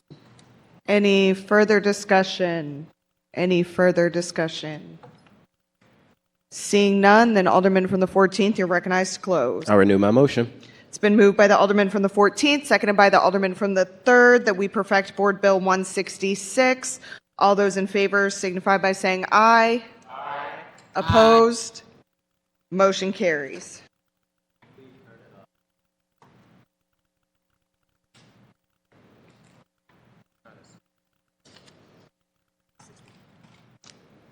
Board Bill number 169, introduced by Alderwoman Keys, an ordinance amending ordinance number 71830, effective June 1st, 2024, by modifying the terms of real estate state abatement. Alderwoman from the 11th, you are recognized on the perfection of Board Bill 169. Thank you, Madam President, members of the board. I move that we perfect Board Bill 169. It's been moved by the Alderwoman from the 11th, seconded by the Alderman from the 14th, that we perfect Board Bill 169. Alderwoman, you may proceed. Thank you, Madam. So Board Bill 169 we're trying to go ahead and get the Kempton Staybridge Hotel project that was approved back in, I think, in 2024. Since that time, we've had a hole in the ground, and the developers have had to go back and reimagine the project. They're going to make the Kempton Hotel bigger and putting the Staybridge Hotel on hold. This is as a result of increased material cost and all of those things. But what they're seeking is they went from a 75% abatement to a 90% abatement. And so that is the request, that they go ahead and receive an increase in the abatement and go ahead and get this hotel built. Any further discussion? Alderman from the 4th. Thank you, Madam President, members of the board. I've spoken on this issue ad nauseum, so I'm not going to take much of your time, but I think this is over-incentivizing yet another luxury apartment in the area. I don't think that's what we need, and I think that we should be thinking of the effect on SLPS, and I would request a roll call. Thank you. Any further discussion? I'm going to go Alderwoman from the 12th, and then I'll go back to you, Alderwoman from the 11th, to respond. Alderwoman from the 12th? I'll yield if the Alderwoman from the 11th wants to respond to the Alderman from the. Alderwoman from the 11th? Yes. So this project does incentivize our St. Louis public schools. Additionally, this was in accordance with the original board bill that so many, and I'm sorry, I don't have the actual figure with me, dollars that are going to St. Louis public schools. Additionally, there's a provision to house people as they have been doing during the cold weather months, as well as during the tornado we experienced last year. This group of hotels under the Kempton Staybridge umbrella have done what they said that they are going to do for our community. And they will continue to provide much needed housing during the cold season, as well as the disaster that we are still going through. And so all I can say is that, the information that you have is not correct because that deal was in place. Any further discussion? Alderwoman from the 12th? Thank you, Madam President, members of the board. If the Alderwoman from the 11th would yield. The Alderwoman from the 11th yields questioning from the Alderwoman from the 12th. Yes, I will. Alderwoman from the 12th, you may proceed. Thank you, Alderwoman. Now, it's called the Kempton, what is the name of the project? Sure, Kempton Staybridge. It's actually 2 hotels that were part of the original plan for them to build. So they're going to put the Staybridge Hotel on hold, but slightly increase the size of the Kempton Hotel. And where is this location? This is right at Jefferson near Market. Oh, where they tore down that used to be. Yes, Wells Fargo. Right. So, did I hear you say something about they let, during this cold weather, they let people stay there or will let people stay there? Could you explain that again to me? Yes. So that deal is in place. So under their umbrella, they have a number of hotels here in the St. Louis area. And part of the agreement that was made under the original board bill was that during the cold weather season, they would house families, mainly with St. Louis Public Schools children, so that they would not be in the cold, or as it happened back in May with the tornado, they were one of the first to step up to provide shelter in forms of hotel rooms for people needing a place to go.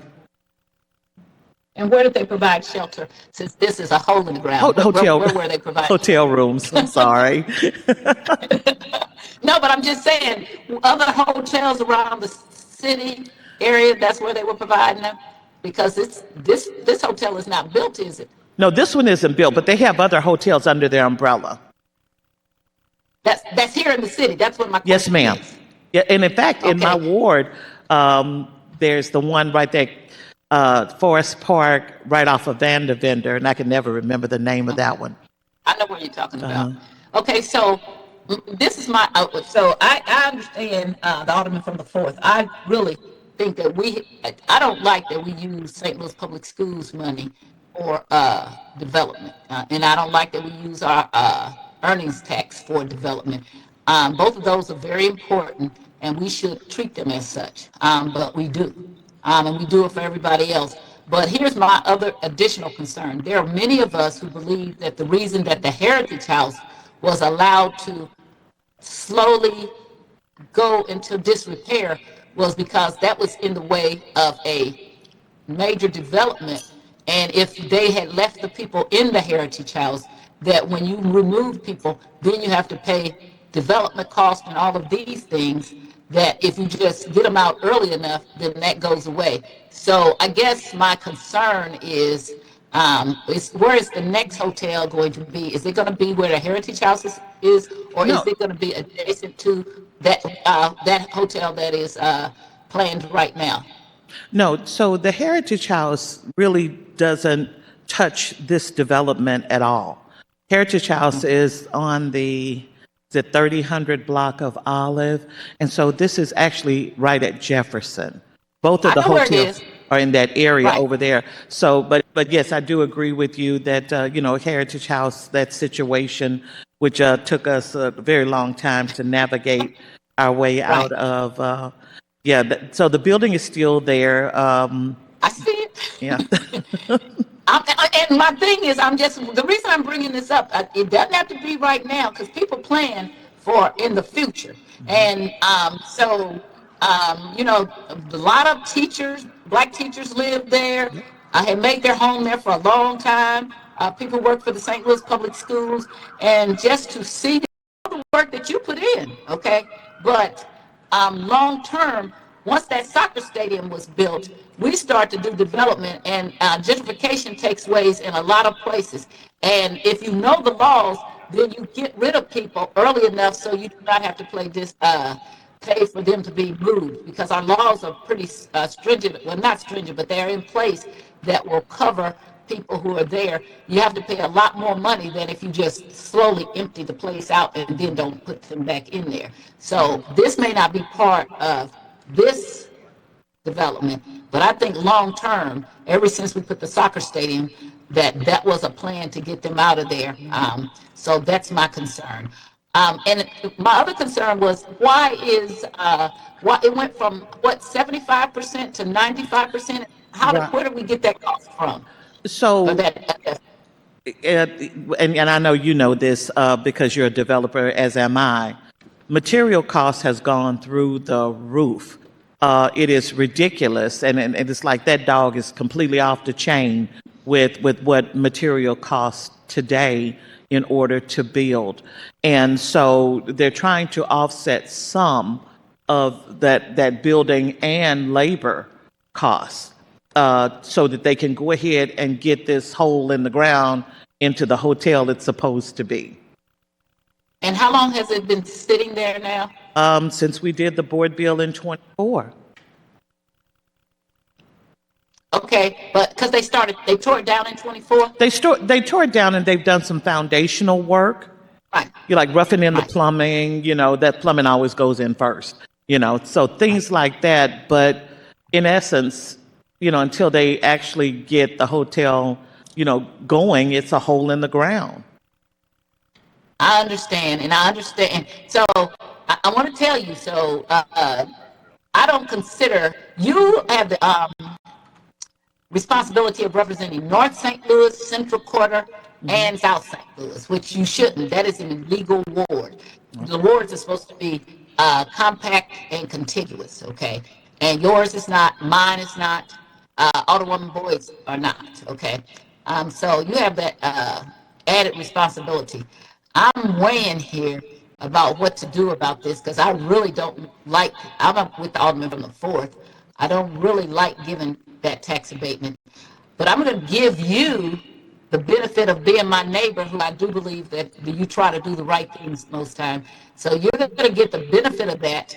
But I would hope that from that, and I do agree that development that has sat for a very long time needs to give it an additional look through to see how you can get it going if it's been stalled. And I have several of those projects myself, including a project with Yafet El Amin over on Natural Bridge across from you, in which she's going to build a senior building, and she lost her grocery store, and now she's found another one, and so they're going to need some more money. And I have Care STL that I don't want to lose, so I do understand. So you're going to get the benefit of yesterday and the day before. I spent all day talking to people, trying to look how we could find more money for them. So you're going to get the benefit of my work that I will be voting for this. But I'm just saying, please don't bring too many more of these because this is too hard for me to vote for.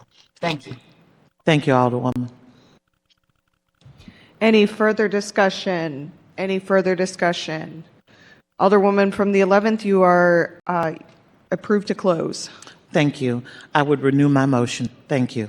It's been moved by the Alderwoman from the 11th, seconded by the Alderman from the 14th, that we perfect Board Bill 169. Madam Clerk, please call the roll.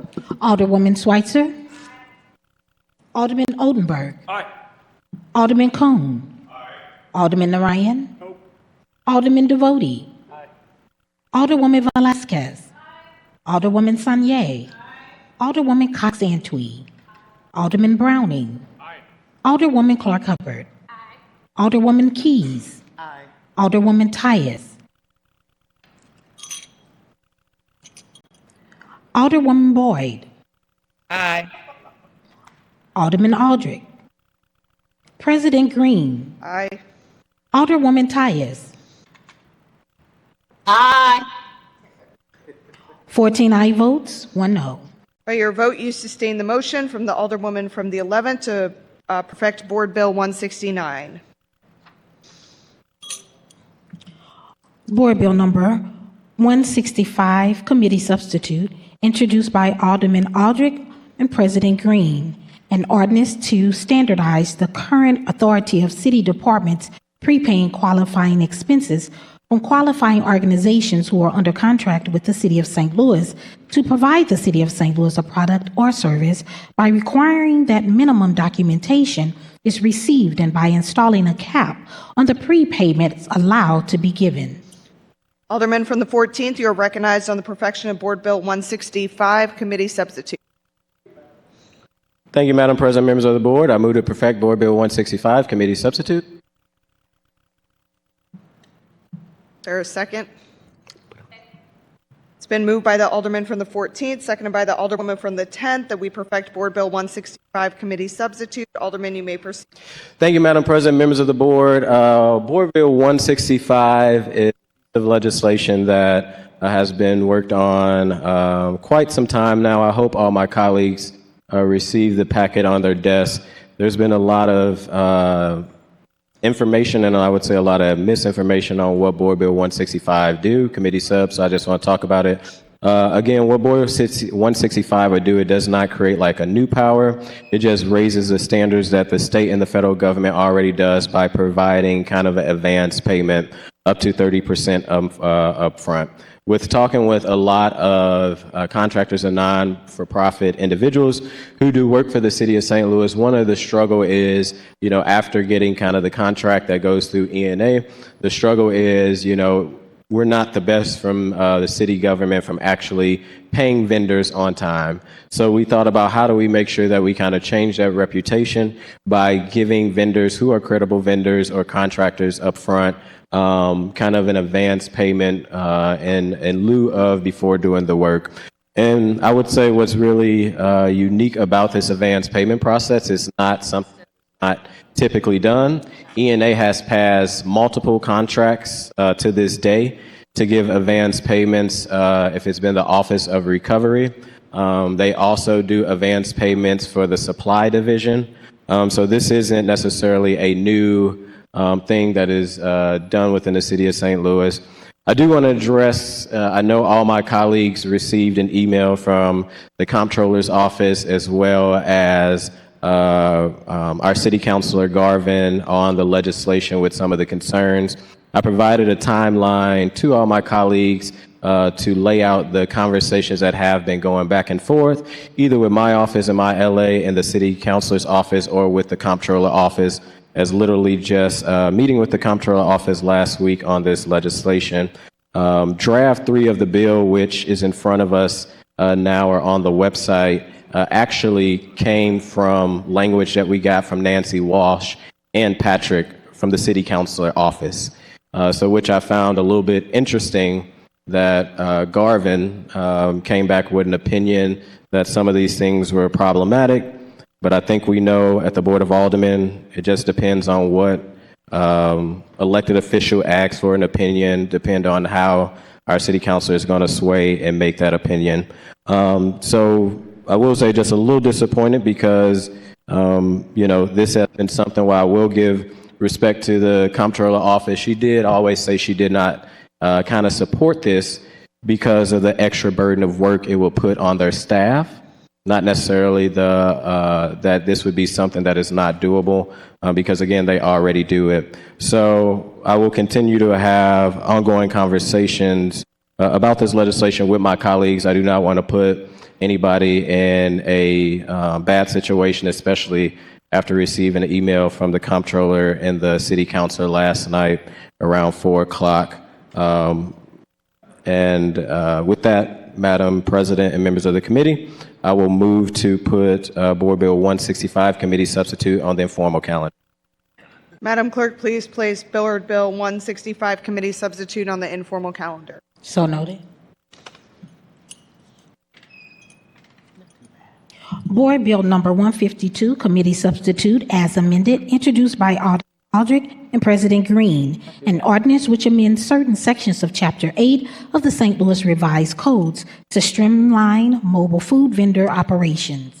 Aldermen from the 14th, you are recognized on the perfection of Board Bill 152 committee substitute as amended. Thank you, Madam President. Members of the Board of Aldermen, I move to perfect Board Bill 152 committee substitute as amended. It's been moved by the Alderman from the 14th, seconded by the Alderwoman from the 7th, that we perfect Board Bill 152 committee substitute as amended. Alderman, you may proceed. Thank you, Madam President, members of the board. Board Bill 152, committee substitute as amended. I'm not going to lie, after that last bill, this is one I'm really actually excited about. I'm excited about the last one, but really excited about this one because this bill has been in the works for years now. If you guys remember last session, a similar bill around food trucks that I worked on came out of committee, and then when it got to the floor, due to a request of an alderperson, I did put it on the informal, as well as hearing from some of the stakeholders that was part of that working group wanted a little bit more time. So we paused it and we got back to work this session, and I want to give a huge shout out to all the individuals that was at the table of the working group. We had the Restaurant Association, Mr. Bill, who's the president of the Restaurant Association that represents over 700 restaurants in the St. Louis area, who supports the legislation. Also, the food truck president, who support the legislation. We have Mr. Jim Dwyer from Central West End, Mr. James Page, who's a member of Downtown DNA, as well as Downtown Forward, Mr. Matt O'Leary, who's executive director of Downtown Forward, Ms. Carissa Days from SLDC, a representative from GSL, Ms. Janika Hayden from the President Office, Mr. Matt Heskamp from my office, and Ms. Sandy Covert from the Streets Department, where we took the legislation that we had last year that had food trucks citywide and really honed in on locations. The goal always for doing legislation around food trucks is there's so much red tape on food trucks being able to operate. I think one of the things that came out of committee that also is a problem is even before the operations, the licensees is an issue. They have to get like 4 different licensees, but we're not touching that this year. We're just touching the operation so that we can cut the red tape so that more food trucks can operate within the city of St. Louis before we go into sort of changing the licensing process. So the changes that we made this year from going from a citywide is we created food truck market vending districts.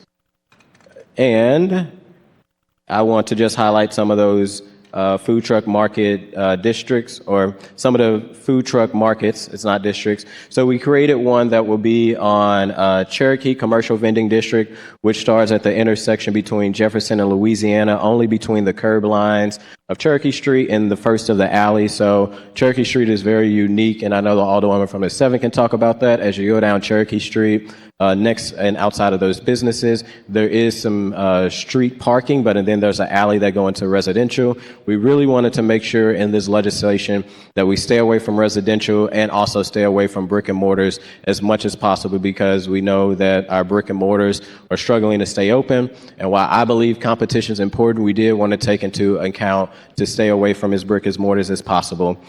City park vending markets is actually already in the code that exists, so we kept that in there. We just created a definition.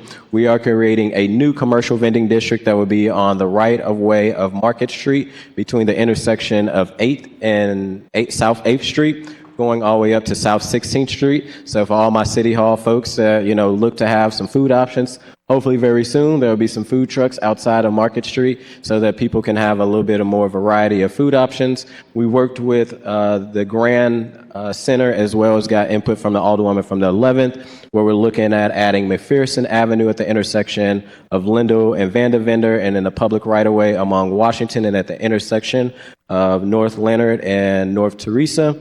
And also want to give a thank you to the Alderwoman from the 7th Ward, who created an area within the Soulard Market with, after talking to her 8th Ward, without talking to her residents of where we could create one within that. I made sure I tried to talk to as many alders as possible to see if alders would like to have kind of a food market within their area. I got some feedback from some that would like the idea, maybe not at this moment, want to see how it plays out, as well as others that, said maybe not right now in our area, totally respect it. One of the changes that we are doing from the food truck ordinance also is food trucks are able to operate currently from 6 a.m. to 11. We changed that where they will be able to operate from 6 a.m. to 1 p.m. Again, giving more people options to be able to grab food in these areas that we really want to focus on that don't have a lot of options of food. And that's pretty much a lot of the changes of the bill. Again, I appreciate everybody who's been at the table with this. It's been a long process in the making. This is just the start. There is language in the bill that say we will come back in a year to be able to review this legislation. There's also a change that we added in there that allows, or that we will be putting decals on the side of each food truck so that there's a QR code to be able to scan to know what the food truck is, as well as adding a complaint system. So just in case if a food truck is not operating properly, there will be a process where people can be able to reach out and complain and say, hey, this food truck is, operating outside of the hours or operating outside of the vending districts. With that, I will open up for any questions. Any further discussion? Alderwoman from the 11th. Thank you, Madam President. I don't have any questions, but I am supportive of this. This particular bill has created a very active, very vigorous conversation about food trucks in the area. We were able to work with Grand Center, Midtown, Downtown West in order to come to an agreement about a closing time. So when we talk about food trucks in the areas that I just mentioned, basically an entertainment district, right? And so oftentimes when people are leaving the Fox, 9:30, 10 o'clock, 11, whatever, or the Symphony, they want to get a bite to eat, but they don't want to have to try to go further out to a sit-down restaurant, maybe somewhere in the county to try to get a late night meal. And so the areas that I mentioned have come to an agreement that they are all right with the food trucks and the hours of operation. So I'm just rising in support. Thank you. Alderwoman from the 12th. Thank you, Madam President, members of the board. If the Alderman from the 14th would yield. The Alderman from the 14th yields questioning from the Alderwoman from the 12th. I will. Alderwoman, you may proceed. Thank you. You and I had a conversation, and I told you I'm not a food truck fan of because one of the few places in North St. Louis that you could go late at night up on Natural Bridge and have brick and mortar and have a kind of a choice of getting Subway, McDonald's, Burger King, and I guess I shouldn't do a commercial, but fast food. Other parts, you don't have that on Natural Bridge. So I've been very protective of them. And in fact, we don't have any kind of vending in the Kingsway East, Kingsway West, Penrose, Ward Twain, my original first ward. We got rid of vending over the years. But we still sometimes have problems with people who get a vending license or a truck license and think that they can do that they're properly in the location when they're not. Is there something on the license or something that will make them understand that this particular license for them to have a food truck does not extend to every area? Yes, ma'am. So again, Ms. Sandy Cover, who's from the Streets Department, who's been working with us on when we established these vending districts, also within partnership, we've had the Food Truck Association. It's going to be very clear where they are able to vend. Only exceptions that are in the bill unless there's like a festival or a special event. So when we shut down like Wash Ave Street, and if they want to, have a food truck, there's still ability to have it, but they're only able to vend in those certain areas. And that language that you talked about and the ordinance that you did for Kingsway East and Kingsway West is still in the legislation. We did not change that at all. I know. And I'm one of the ones that told you that as we're doing a plan for Martin Luther King now, that we might in some parts of the Martin Luther King want to have a food truck court or vending area. Okay, so I did tell you that. Yes, ma'am. But so going back to what I was talking about. So will there be specific language saying you cannot, these are places that do not allow vending or something? Because they really do think, when I tell them, if I drive up on somebody and they're in the area and I'm just like, you can't do that. And I don't want to call the police. I'm trying to tell them if there's something on their license that would make them aware, because they're not doing it intentionally, but they really do think that they have a license and so they're allowed to do this. So it's nothing that would be particularly on their license, because one of the issues that we will have to clean up in the code next year when I come back to work on it is that licensees, and honestly the whole code, because this code for food trucks has been amended like 20 something times. But when you get a license for a food truck, you have to get a city business license. And this has been very frustrating for Ms. Mavis Thompson, which now our license collector, she's created a checkoff list. Outside of getting a license from the license collector, you have to go to the health department. If you're selling food that makes sense to get a safety for food, you have to go to streets to be able to get a street license to be able to operate on the streets. Then you have to go to the fire department to get a fire suppression license so that you can be able to operate. So there's nothing on their license that, and we're not touching the licensees yet, just the operations. There's nothing on their license that say where they can operate, but I will point you to page 13 of 21. One of the changes that we also changed in the bill is it originally said they had to be 150 feet away from brick and mortars. Just like you talked about those brick and mortars on Natural Bridge, we want to keep as many brick and mortar stores as we can from Natural Bridge to the ones on Wash Ave. But we made it very clear that these food trucks are only able to operate in those zones that are identified in the bill above. That little exemption that says operate within a designated vending mart that is not located on a principal arterial street, that language isn't there just to talk about like Cherokee Street because it's very unique, but we made it very clear that they're only able to operate in these zones. We kept an exemption for the Wharf District. The Wharf District is down there at the Arch where they sell the lemonade and popcorn, as well as Busch Stadium because that's private land. But it's very clear, and once hopefully this go into effect, Ms. Sandy is in full support to making sure that they're aware of these are the only zones that they can operate in, as well as the food truck know that these are the only zones that they can operate in, and made it very clear on the legislation as well as they're the only ones. And if you look at page 5 of 21 on line 11, we also said it that these are the designated markets shall be the only area. So I know that was something that Alderman from the 5th talked about, that may and shall. The shalls in this language say these shall be the only places that are able to operate. Okay, and so I guess it doesn't have to be the license, but when Sandy issues or somebody issues, then there needs to be maybe a handout, map saying these are the only places. It doesn't have to be on the license. It needs to be something that explains to them, because they're not going to get this legislation out and read it, okay? So it can be color-coded or whatever, but it needs to be something to make them clearly understand these are the limited places that they can operate. Yes, ma'am. And I know once we finally passed, we're already looking at and working with Sandy on those decals. And like I say, the great thing is we had the partnership of the Restaurant Association at the table, where we do plan to do kind of a campaign to let folks know these are the new vending districts. I'll talk with her as they're going to be going through the licensed food trucks to follow up and let them know this is, you have to come in and get these decals, and also let them know these are the only areas that they can't operate in. Miss Sandy's been great to work with, so that's something of a printout as they come in and get these new decals that I'll work with her to see if we can make sure that it's very clear these are the only vending districts outside of what the legislation says. And then also, so I've always had to send it to the police because they don't know. So when we get this done, I would hope that you all would send it over to the police to disseminate, because when I call them, they're like, oh, no, they can do it, because they're just like the people saying they can. And then I have to send them over my legislation.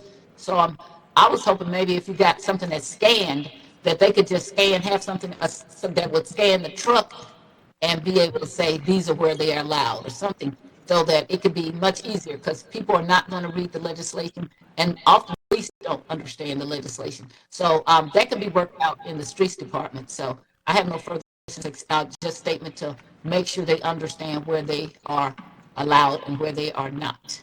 Okay? Yes, ma'am. Thank you, Alderwoman. Alderwoman from the 13th. Yes, Alderman, from the 14th. I don't have a question. I just have a comment because my old ward, the 27, was impacted by trucks coming in and we were no vending. But since I have acquired a larger, there are certain areas that can be vending. But to Alderwoman Tyus' question, they do give them maps because I had to shut a guy down and he showed me the packet. And it's maps in there to tell you where you can have vending. And so that they do have that. It's just people don't pay attention to them, and she's correct. And the police are totally oblivious to it. They have no idea. Because I had to talk with Chief when Hayden was the chief and give him the orders and say, this is a non-vending area. They can't sell here. So that is correct. And so I'm glad you all are putting in detail, but I just think it needs to be publicized and marketed so people understand there's certain areas and certain wards there's no vending. And in the old 27, it's still no vending over in this area. Thank you. Thank you, Alderwoman. Alderwoman from the 8th.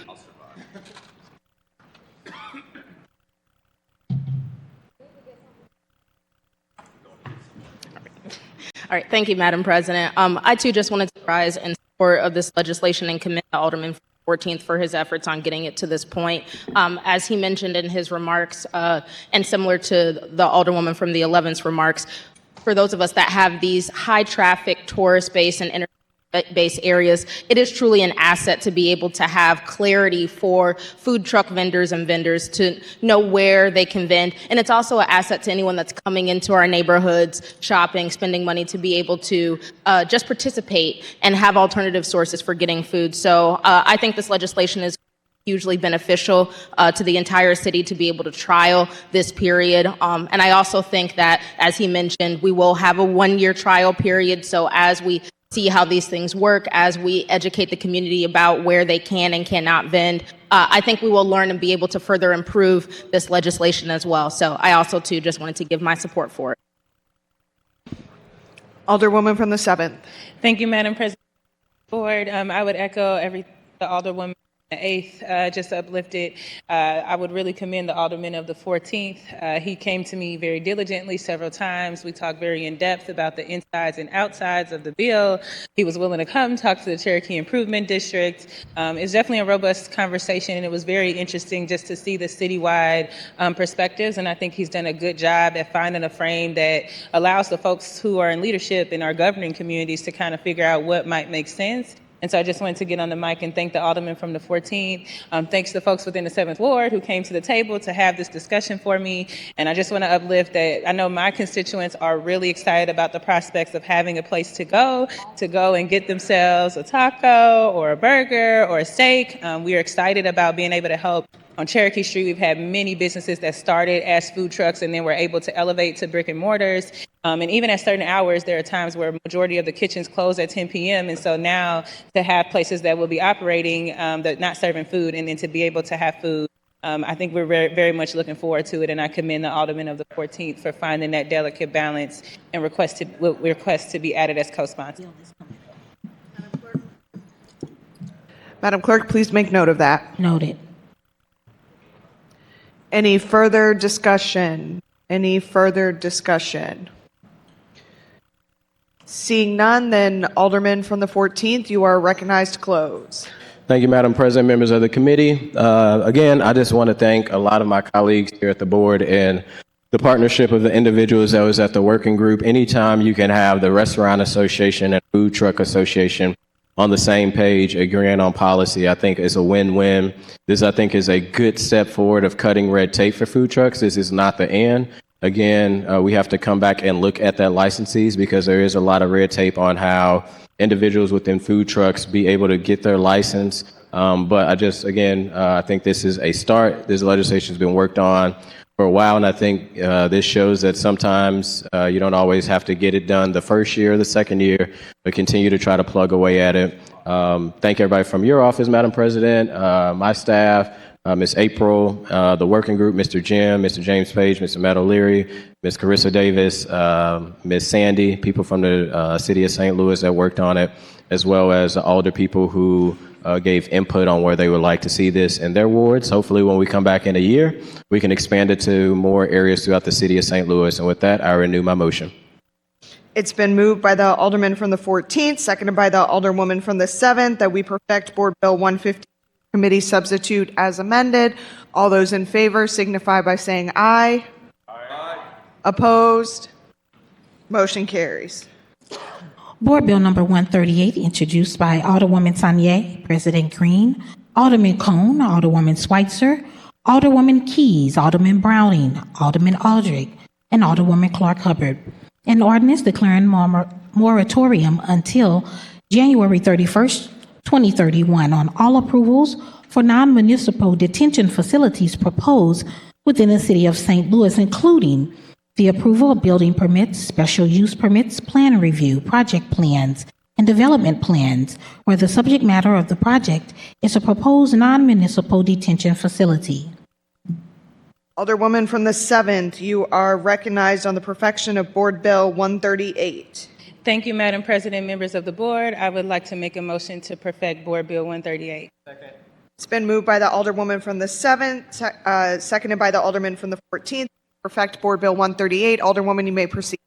Thank you, Madam President, members of the board. I think this summary is really a great summary for what this bill proposes. It is a moratorium until January 31st, 2031 on the approval of non-municipal detention facilities across city boards and city departments. We had a very robust conversation in the HUD's committee about this. This is legislation that is mirrored by Kansas City, where their mayor led the effort to pass this ordinance there. Any further discussion? Any further discussion? Alderman from the 5th. Madam President, members of the board, permission to inquire of the Alderwoman. Alderwoman from the 7th, would you yield to questioning from the Alderman from the 5th? Absolutely. Alderman, you may proceed. I think I generally understand the purpose of this particular bill, but for the record, why propose it? What are we concerned about, or what are you concerned about here? We are concerned about putting non-municipal detention facilities in place without having the time to evaluate how they will impact the public health, the public safety, and public well-being of our residents. And so we just want to proactively put something in place that would be a moratorium to have this conversation, again, a very proactive conversation, so that we can make sure that our development priorities and things we put in place align with our values. As we stand here today, are you aware of any plan or any proposal to create such a facility? No.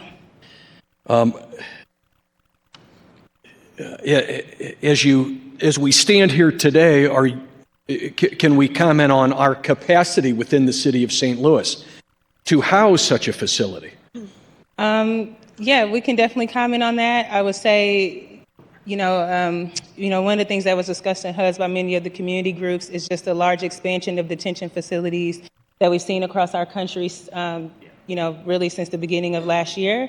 And then I would say, too, that knowing that one of these facilities were proposed in Kansas City, which is what, inspired their conversations, it was going to be at a warehouse site there, and just knowing that, unfortunately, some of the policies and solutions that leaders are proposing right now point to detainment as a solution. This gives us just the opportunity to kind of proactively do it. It is honestly a little difficult to predict the future of what can and can't be done and where they would and would go. I would say that there's an active will right now where we've seen these detention facilities increase exponentially and be used in ways that we've not seen them used previously. So this is a proactive measure just to kind of get ahead of any of those possibilities. Well, I hate to be a killjoy again. I feel like that's kind of my role here today.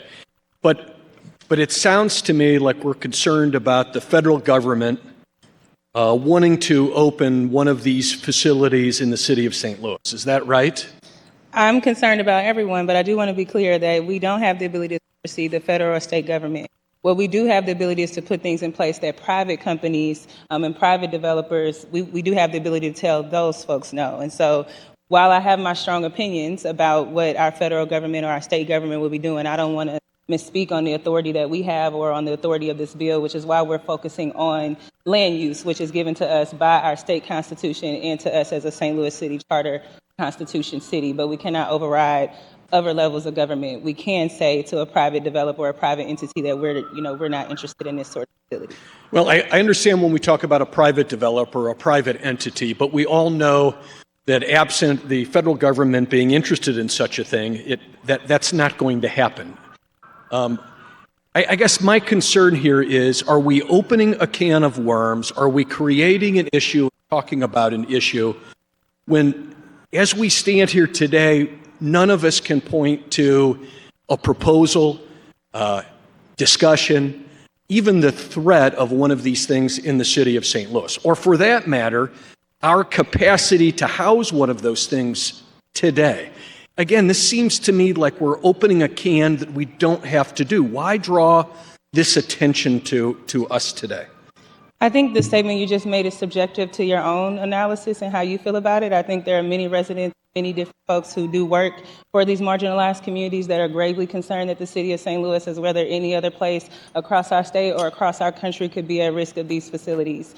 Again, I keep mentioning the word proactive. I keep mentioning clear land uses for a purpose. But I think to say that, we're not at risk and there's nothing to point to that, I think that's very subjective. I think there are things across the country, and I might actually point us to Utah and 25 other states across our country that have permitted detention facilities for the sake of involuntary service commitments, which is actually what you call it when you would detain individuals who are unhoused for being unhoused. So again, I do feel, and the reason why I sponsored this legislation is that I would rather us have this conversation proactively. I would rather us have this in place. We can't supersede what anybody else is going to do, but for the residents and folks and business owners that I represent that do have a sense of fear and anxiety about decisions being made, this is something that is within our authority to do, that gives us the ability to say that we're not interested. That's aligned with the power that we actually have. But I am deeply concerned about the possibility of having these facilities there. And I hope that what you're saying is true, is that we don't have a need for this. That would be my dream and my hope. I hope we don't need this, to be honest. But if anything comes up, this being in place, I think could be something that helps us proactively. I understand the concern, and I hear you. And I get that one of our jobs is to speak to and address those concerns.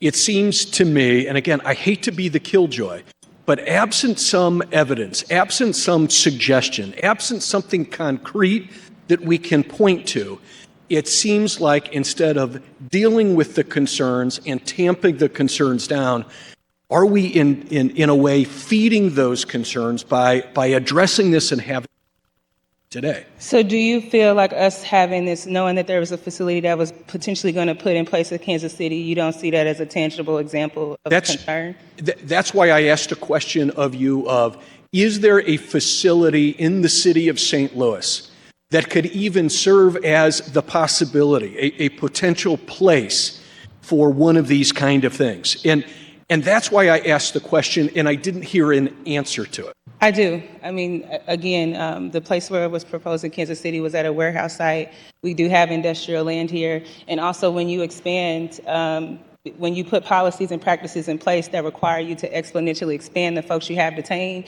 even places you wouldn't previously consider, you have to begin to consider because you have more folks you're detaining, and that is exploding exponentially, and not even just for one community, but for others as well. I understand. Thank you.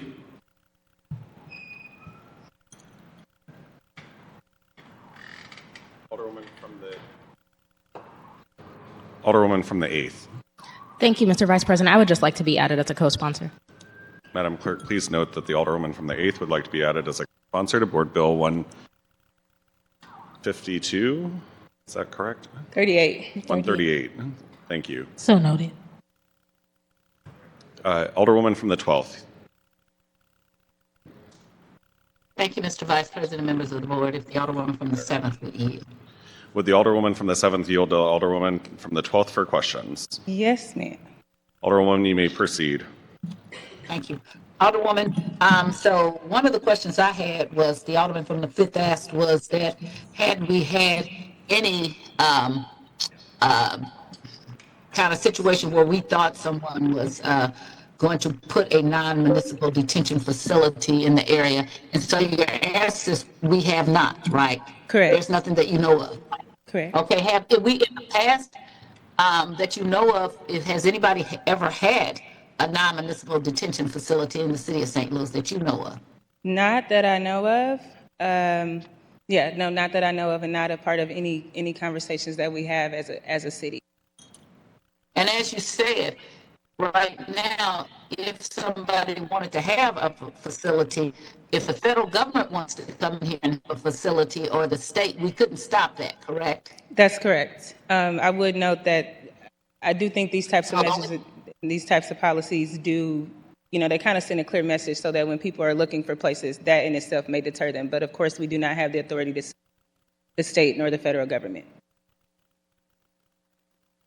Okay, and when you can you explain for people who don't know, what is a non-municipal detention facility used for? It's used for the detainment, confinement, or incarceration of population. There is a history that we used to have that we are kind of walking away from, and their scope is actively being expanded as far as the purposes. But the purpose is that is something besides that municipality, so someone other than the city of St. Louis putting in place a detention facility for the purpose of detaining or incarcerating a specific population or group of individuals. And so, is it that they do youth? Is it that they do a certain ethnic group, or all of the above? Currently, there is all of the above that is happening across our country. Again, I think how this used to operate and how it's operating now is quite differently.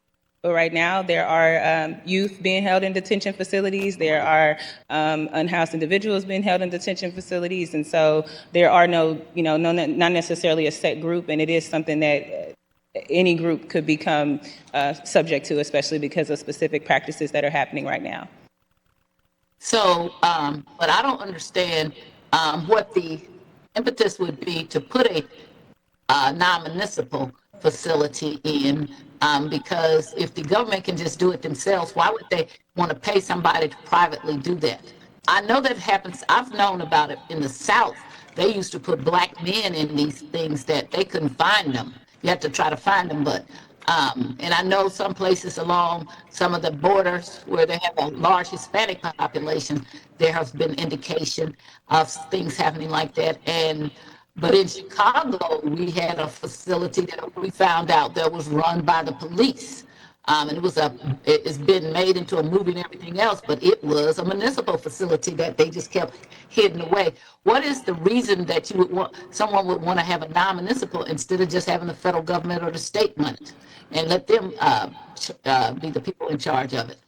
Well, in our city, I think the reason someone might is they might suspect that official city entities might not be approved detention facilities for the purposes intended.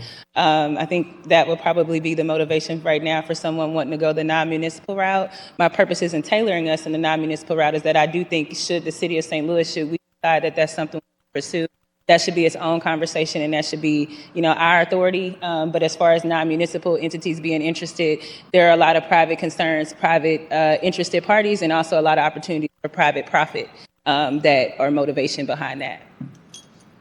So what I hear, and I'm just going to be truthful, is that I hear this is a liberal, progressive agenda, not really based on in the city of St. Louis any real fact. I don't know about Kansas City, but in the city of St. Louis, and it kind of reminds me when the people first came down saying close the workhouse, and I was one of the first people saying that is ridiculous, because I had dealt with the workhouse as an attorney with the public defenders. When we built the current city a jail that's downtown now, I was the chair of public safety.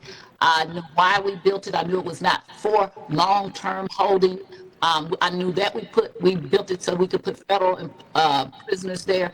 And so the people who came didn't have a lot of information. And we ended up tearing down part of the workhouse in which the former mayor, before Mayor Jones, had spent like $7 or $8 million on repairing the workhouse. And now many other people who thought they knew everything about what they were talking about come to me and they will say, Sharon, we were wrong.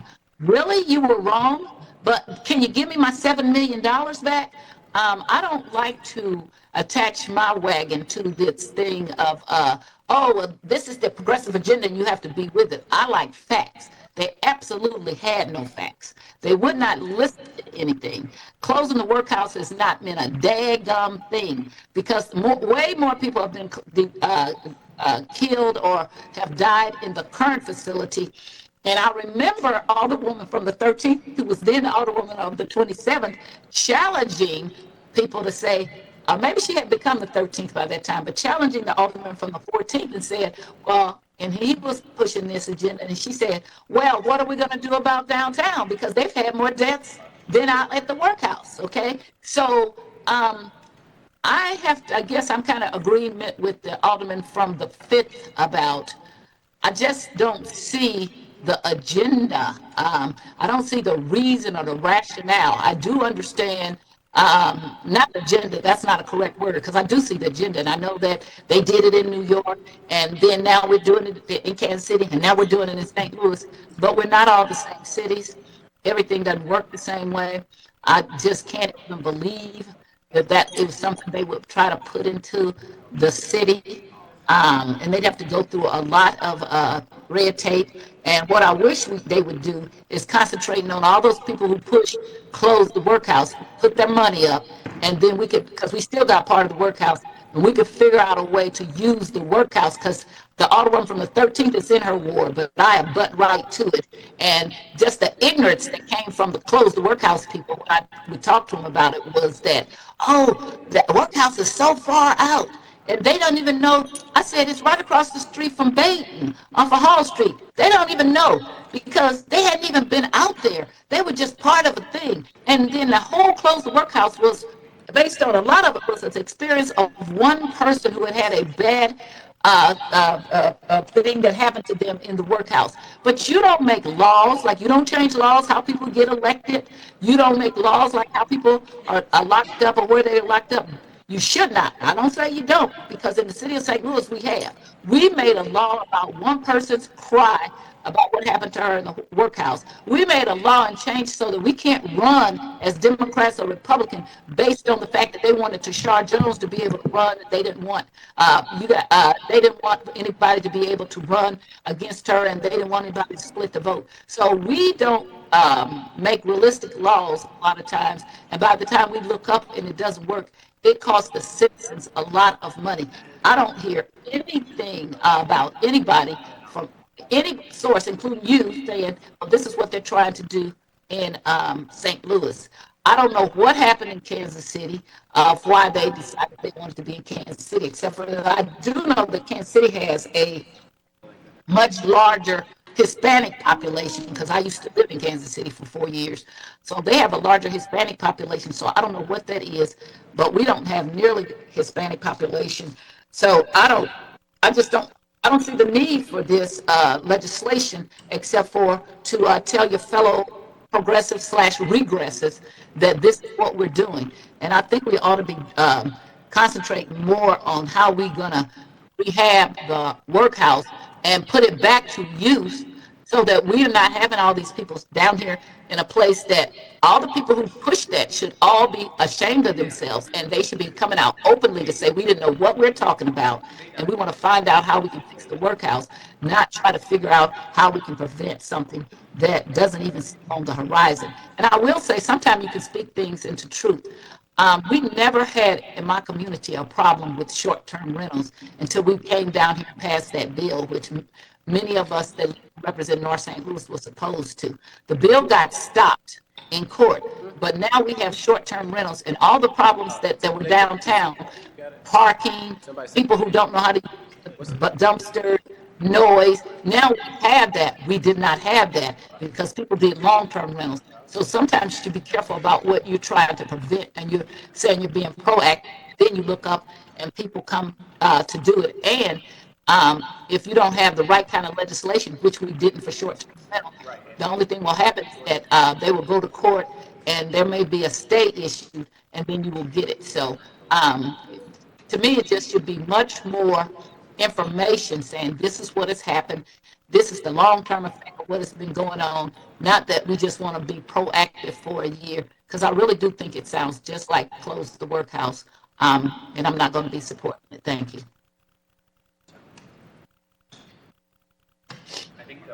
Alderwoman from the 6th.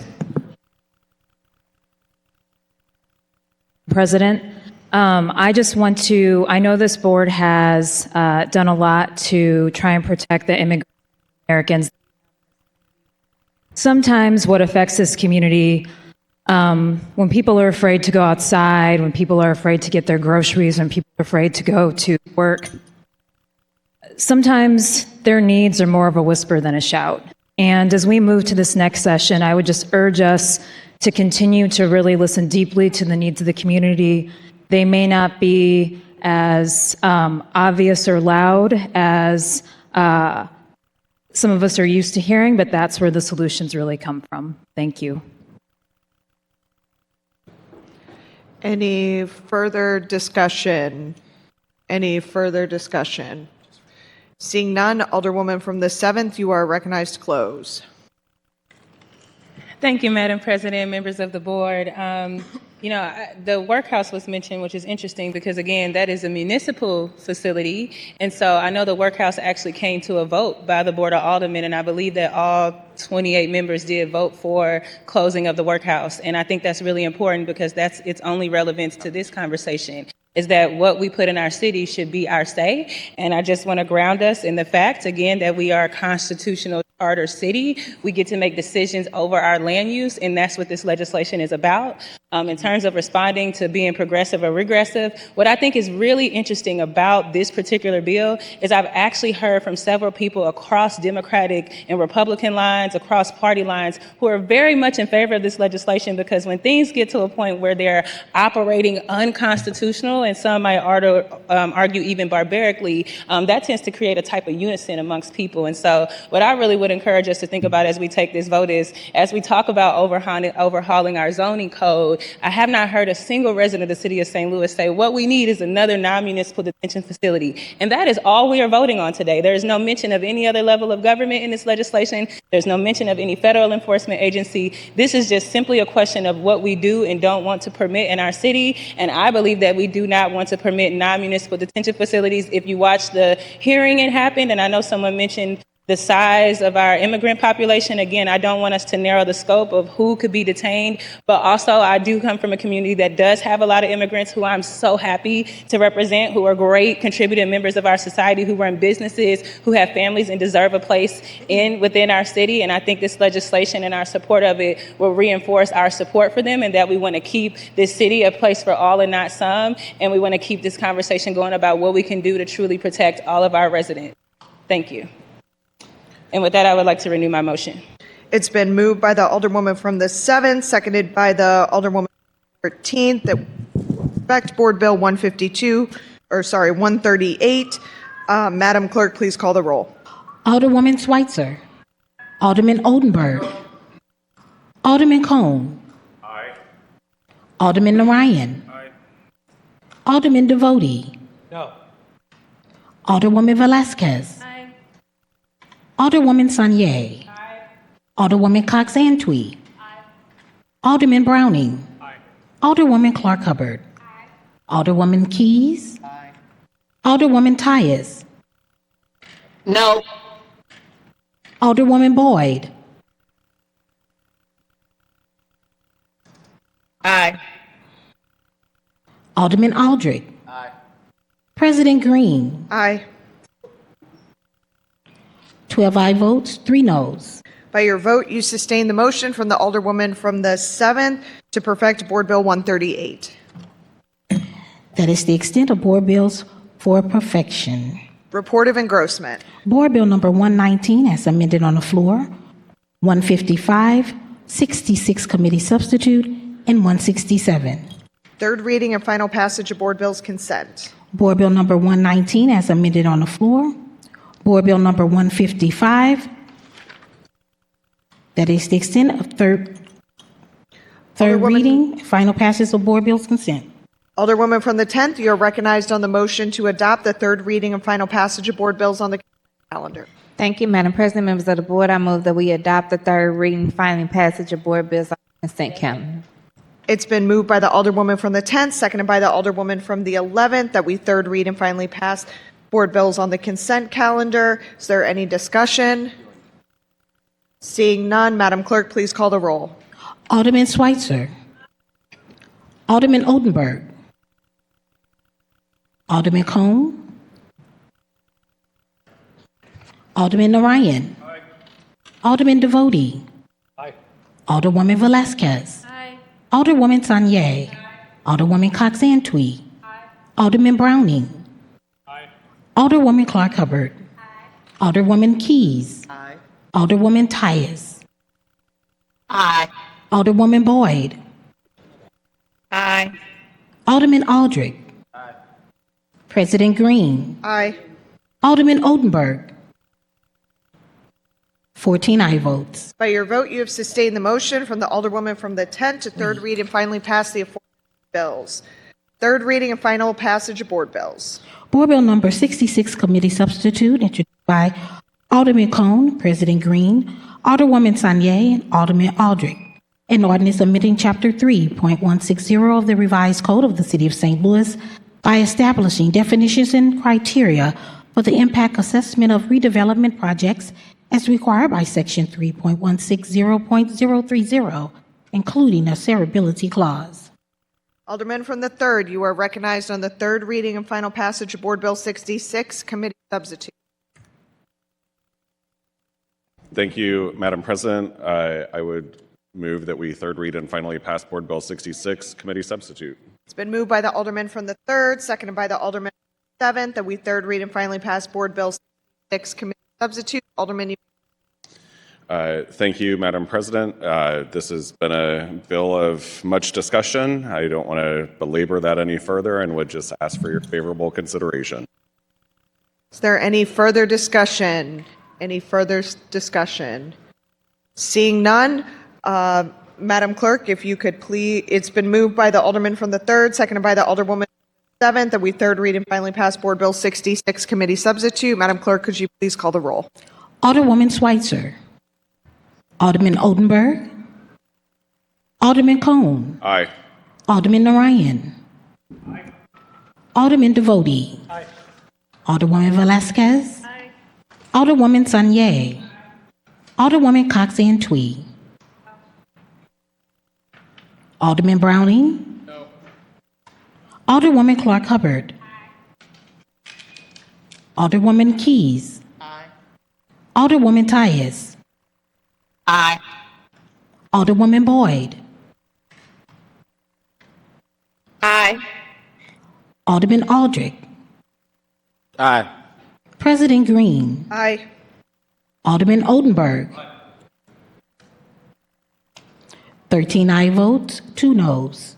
By your vote, you sustain the motion from the Alderman from the 3rd to third read and finally pass Board Bill 66, Committee Substitute.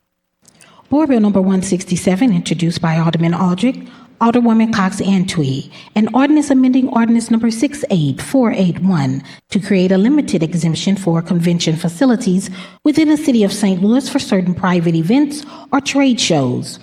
The exemption applies only under specified circumstances and is intended to allow flexibility for convention-related activities while maintaining the overall purpose and enforceability of existing regulations, including a severability clause.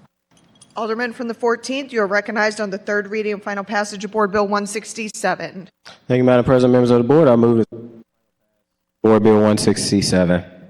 It's been moved by the Alderman from the 14th, seconded by the Alderwoman from the 11th, that we third read and finally pass Board Bill 167. Alderman, you may proceed.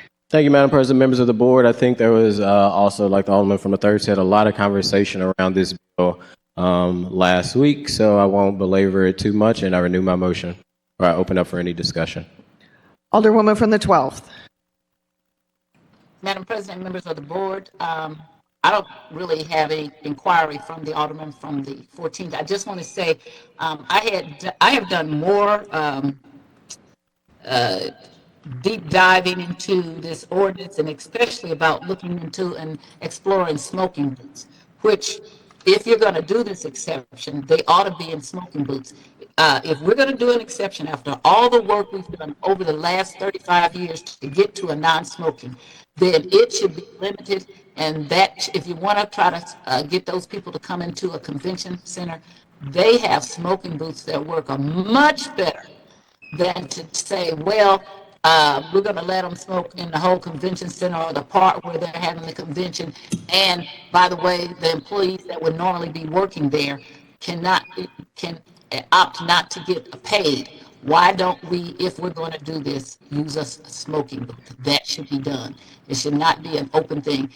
We can have them, we can use them when we need them, put them away. But they restrict that smoke to a much smaller space. And it also gives the employees the option who obviously, if they're working at the convention center, more than likely need their paychecks to be able to collect a paycheck and not be exposed to smoke. Because I would not want my paycheck or my health to be, I have to do a weighing to figure out which one is better. When I was the chair of Streets, Traffic, and Refuse, I actually took my committee to the tow lot. And we were investigating what was going on at the tow lot. But what I found is that the tow lot itself was so horrible that I told them they need to file a complaint. If we don't require there to be booths, smoking booths, then I think that the people who work at the convention center should file a complaint, because there's no reason for us to give a blanket exception to a law. And again, I will be voting against this. I don't think this is a good idea. We're changing something that we fought really hard for. And for all the people who sent us all the emails and stuff, we already get it. The people who voted no, we get it. It is very hard on people's health for smoking. And if we can do something to even more, that's what we should do. I have nothing else to say. Thank you. Any further discussion? Alderman from the 9th. So, thank you. So my understanding is that this bill is intended to bring a new type of convention to the city, one that will attract more economic activity for the city, get more people at the downtown, seeing our wonderful city. I love when people come and visit here and follow. Hello? There we go. I didn't say anything last week because we were perfecting this bill, and I understood that to be the intent, and I do agree with the goal of getting more people to come here and experience our city. But the debate last week did leave me with some questions, and so would the alderman from the 14th yield for questions? The alderman from the 14th yields questioning from the alderman from the 9th. Yes. Alderman, you may proceed. Thank you, Alderman. So, as I said, I see the intent of this bill and I agree with it. And even though I'm not supporting it, I wanted to dig into it a little further because I do have some concerns that got brought up. Page 2, line 10 of this bill says a convention facility as defined by this ordinance. How is convention facility defined in this ordinance? So if you actually go to the original ordinance that were amended by Alderwoman Cruzen, there's several locations that are not being allowed to smoke in. In that ordinance, it does not say the convention center, it says convention facilities. So since we're amending the Smoke Clean Air Act, we're taking out convention facilities, which would be the convention center. Okay, so I did go to that ordinance, and I did look at it, and it doesn't actually define convention facility. So this matters, because the original convention facility in our city was actually Stiefel Theater.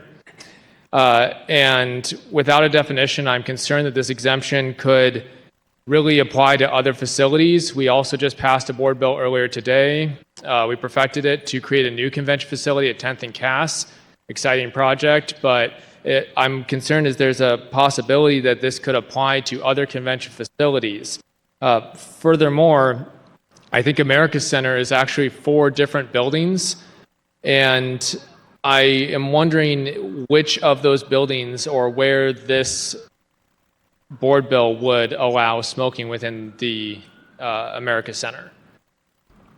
So it would allow it, with it being exempted, it could be anywhere, but working with Brad Dean, just like where they hold their shows, they wouldn't go to the the stadium part of it and have people there having showrooms. They have designated showrooms that Brad Dean has already identified to be able to use those showrooms, to be able to have it.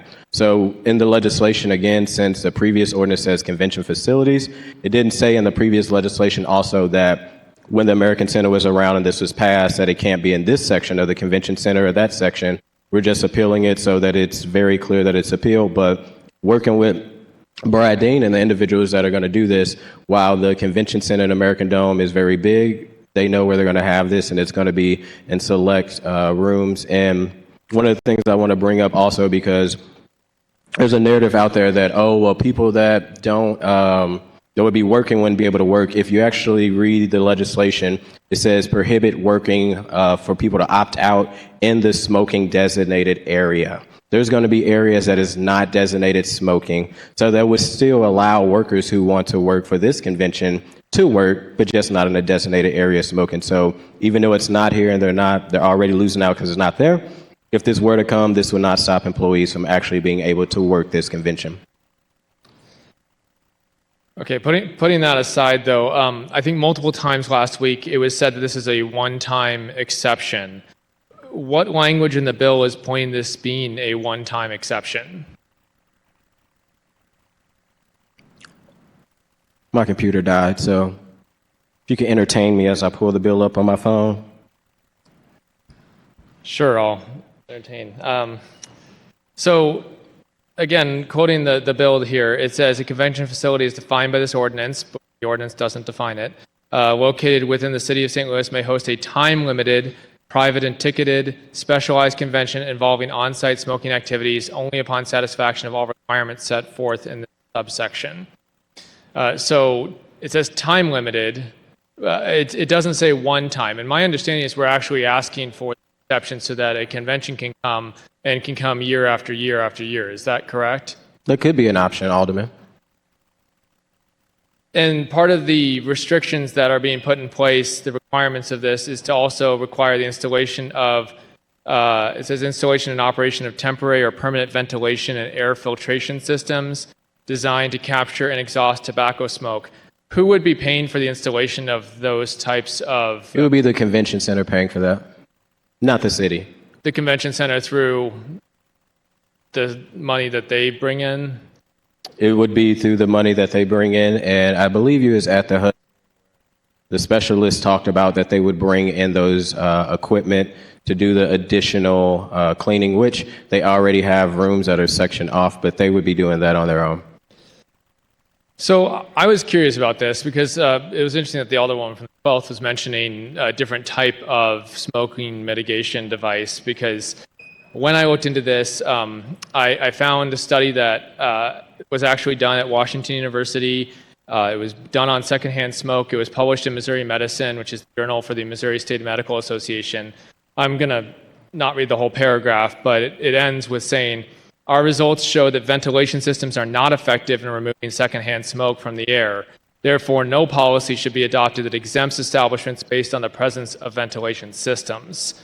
The concern I have is that this is a public building. The convention center is not included under our smoking bans because, just for some reason, it's because it's a building that is accessible to the public and thus has a public health interest. So I do have concern for the employees, and while I do hear you that said they can choose whether or not to work this event, that also means potentially not getting a paycheck. Maybe they could go work another convention, but it's not a choice that I want to force on anyone. Smoking is a personal choice, but secondhand smoke is not. There has been a long history of smoking bills at the Board of Aldermen, and I'm going to just go through that for a little bit. So thank you, Alderman. I'm done with my questions with you, but I'd just like to get into this history. In 1989, Freeman Bosley Sr. started to try and ban smoking, and he did it right here in the aldermanic chambers where people were openly smoking back then. He was quoted saying, "I'm diametrically opposed to smoking. It kills you." He also said, "If we aren't willing to bite the bullet in City Hall, we can't very well try to instruct the public." And that is a concern of mine too. If we can provide an exception for ourselves, who are we to try to enforce public health in the rest of the city? In 1991, the Board of Aldermen finally banned smoking in city-owned buildings, but they designated certain non-smoking areas and allowed other areas to smoke. They wouldn't ban smoking in all city-owned buildings until 2003. In 2009, they banned smoking in most public places, effective in 2011, with some bars being able to continue for 5 years before those exceptions sunsetted. So there's been this long linear progress moving in one direction, and that has been in the direction of banning smoking in the interest of public health throughout our city. First here in the chambers, then in City Hall with exceptions, then in public buildings and areas, then in private establishments with limited exceptions, and then even those expired after 5 years. The design was that fewer exceptions would be allowed in the future, not more. So I understand the desire to bring more people to our city, to experience everything great about St. Louis and contribute to our economy. I want St. Louis to be known for many wonderful things, but not allowing vices in our public buildings. I want St. Louis to be known for curing cancer, not allowing things that cause it. We cannot be hypocritical and make exceptions for ourselves while telling private industries what they cannot do.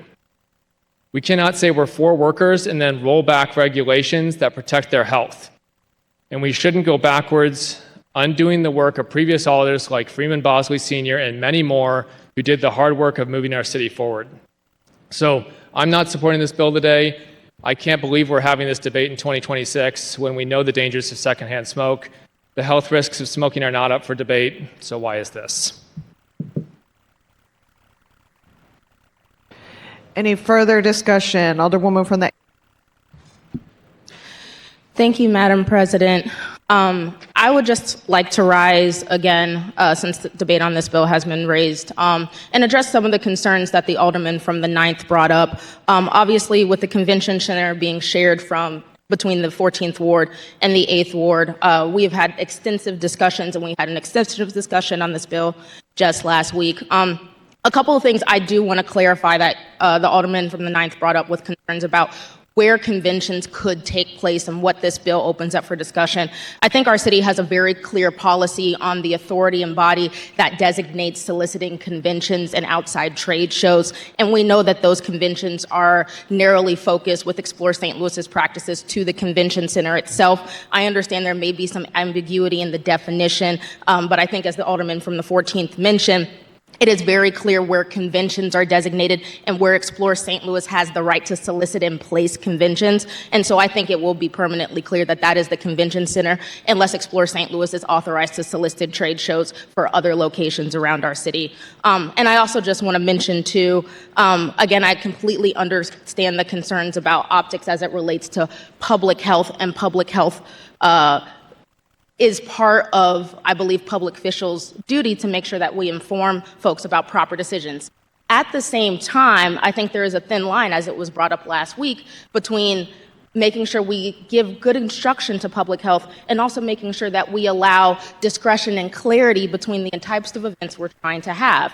I think there are many people that might consider alcohol or other things a vice, yet we know that St. Louis is well known from a business community for having a number of alcohol-based businesses that take place across our city in different events. So I do think it's important to delineate in discretion where our authority lies and also where we allow people to have choice. And I think in what we've structured here with this bill is making sure that we don't necessarily rule out opportunities for business to come to our city and take place in the types of events we choose, but rather make sure that we're protecting the interests of the residents and people that want to come to that event by offering alternatives. As the alderman mentioned, if workers in the convention center not want to work this particular event, they do not have to do so. They can opt out. And I do think, and I hear the alderman from the 9th comments about whether ventilation things of that are effective. I won't pretend to be a engineering or public health expert and belabor that point, but I do think the fact that the convention center is willing to make that investment is a protection of interest in the public health of the people if they choose to go to that convention or not.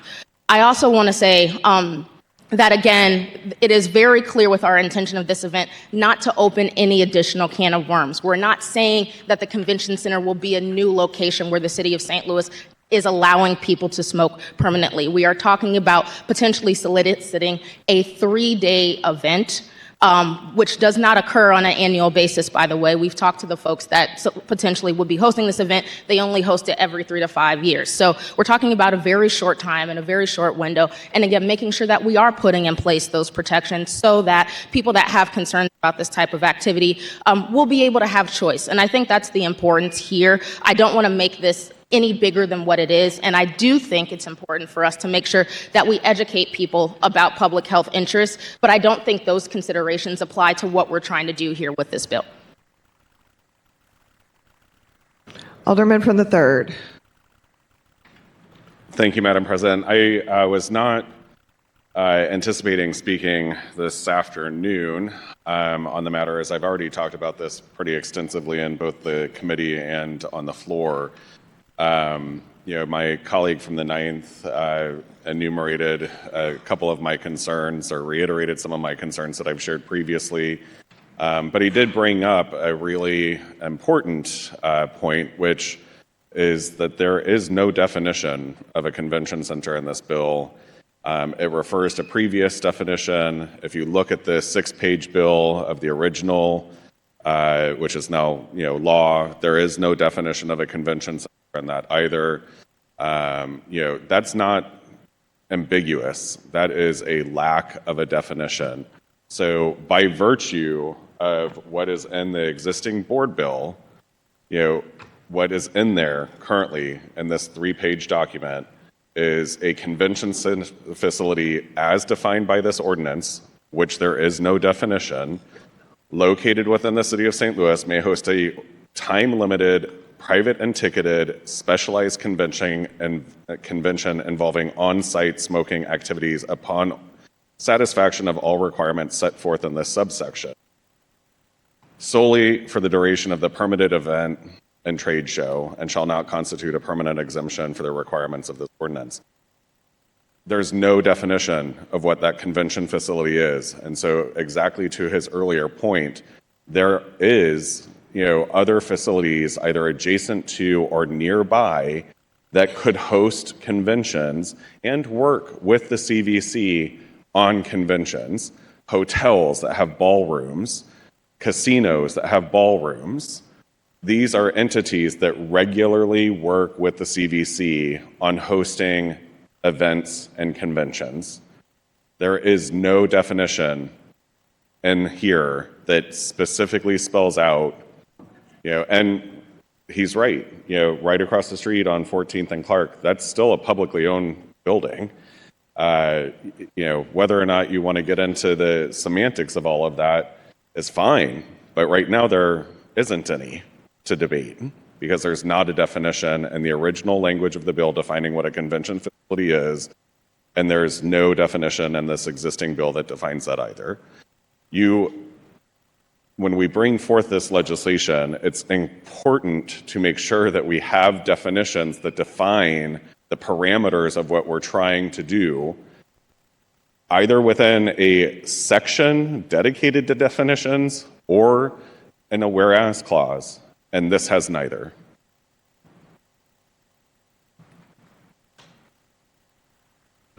Alderwoman from the 12th.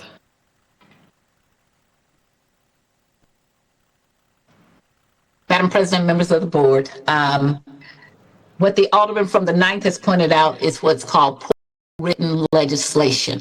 And any non-smoker who's out there, let's get together, take this to court. It's poorly written legislation, and we can sue about this legislation.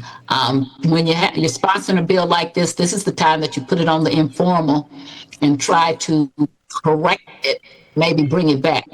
I want to point out that the Alderman from the 8th talked about, well, I think this, I think that.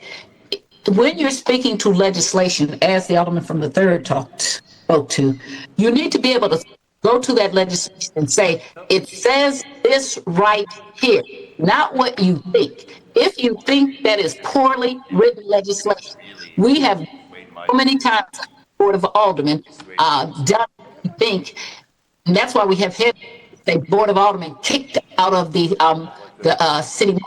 I'm sorry, the city sheriff's whole arrangement about if we could call for a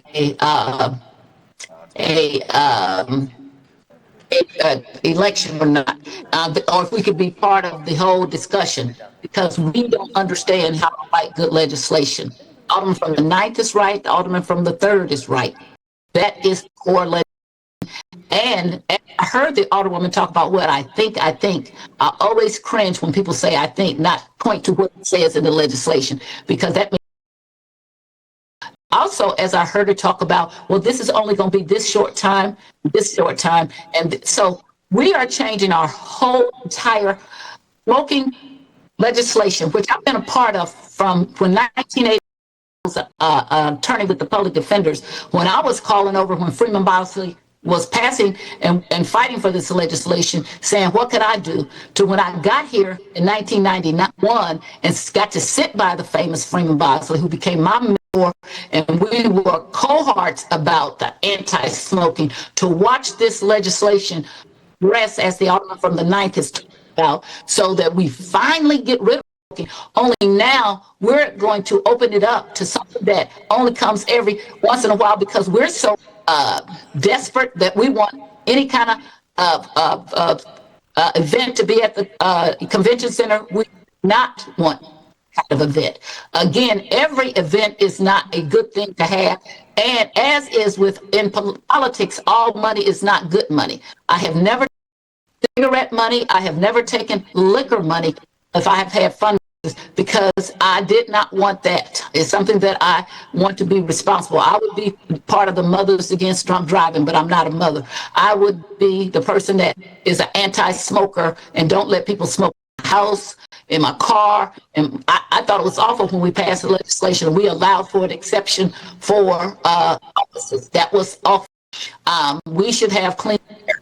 The fact that when we came back from the pandemic, we spent a lot of money on cleaning up the air in our chambers, because we were frightened about, or concerned at least about, the pandemic and how we could be exposed to the pandemic. So we, at some points, were meeting over SLDC in the building, LRA conference room. We went and met in room 208, and it took us a long time to get back to our own chambers because of our concerns.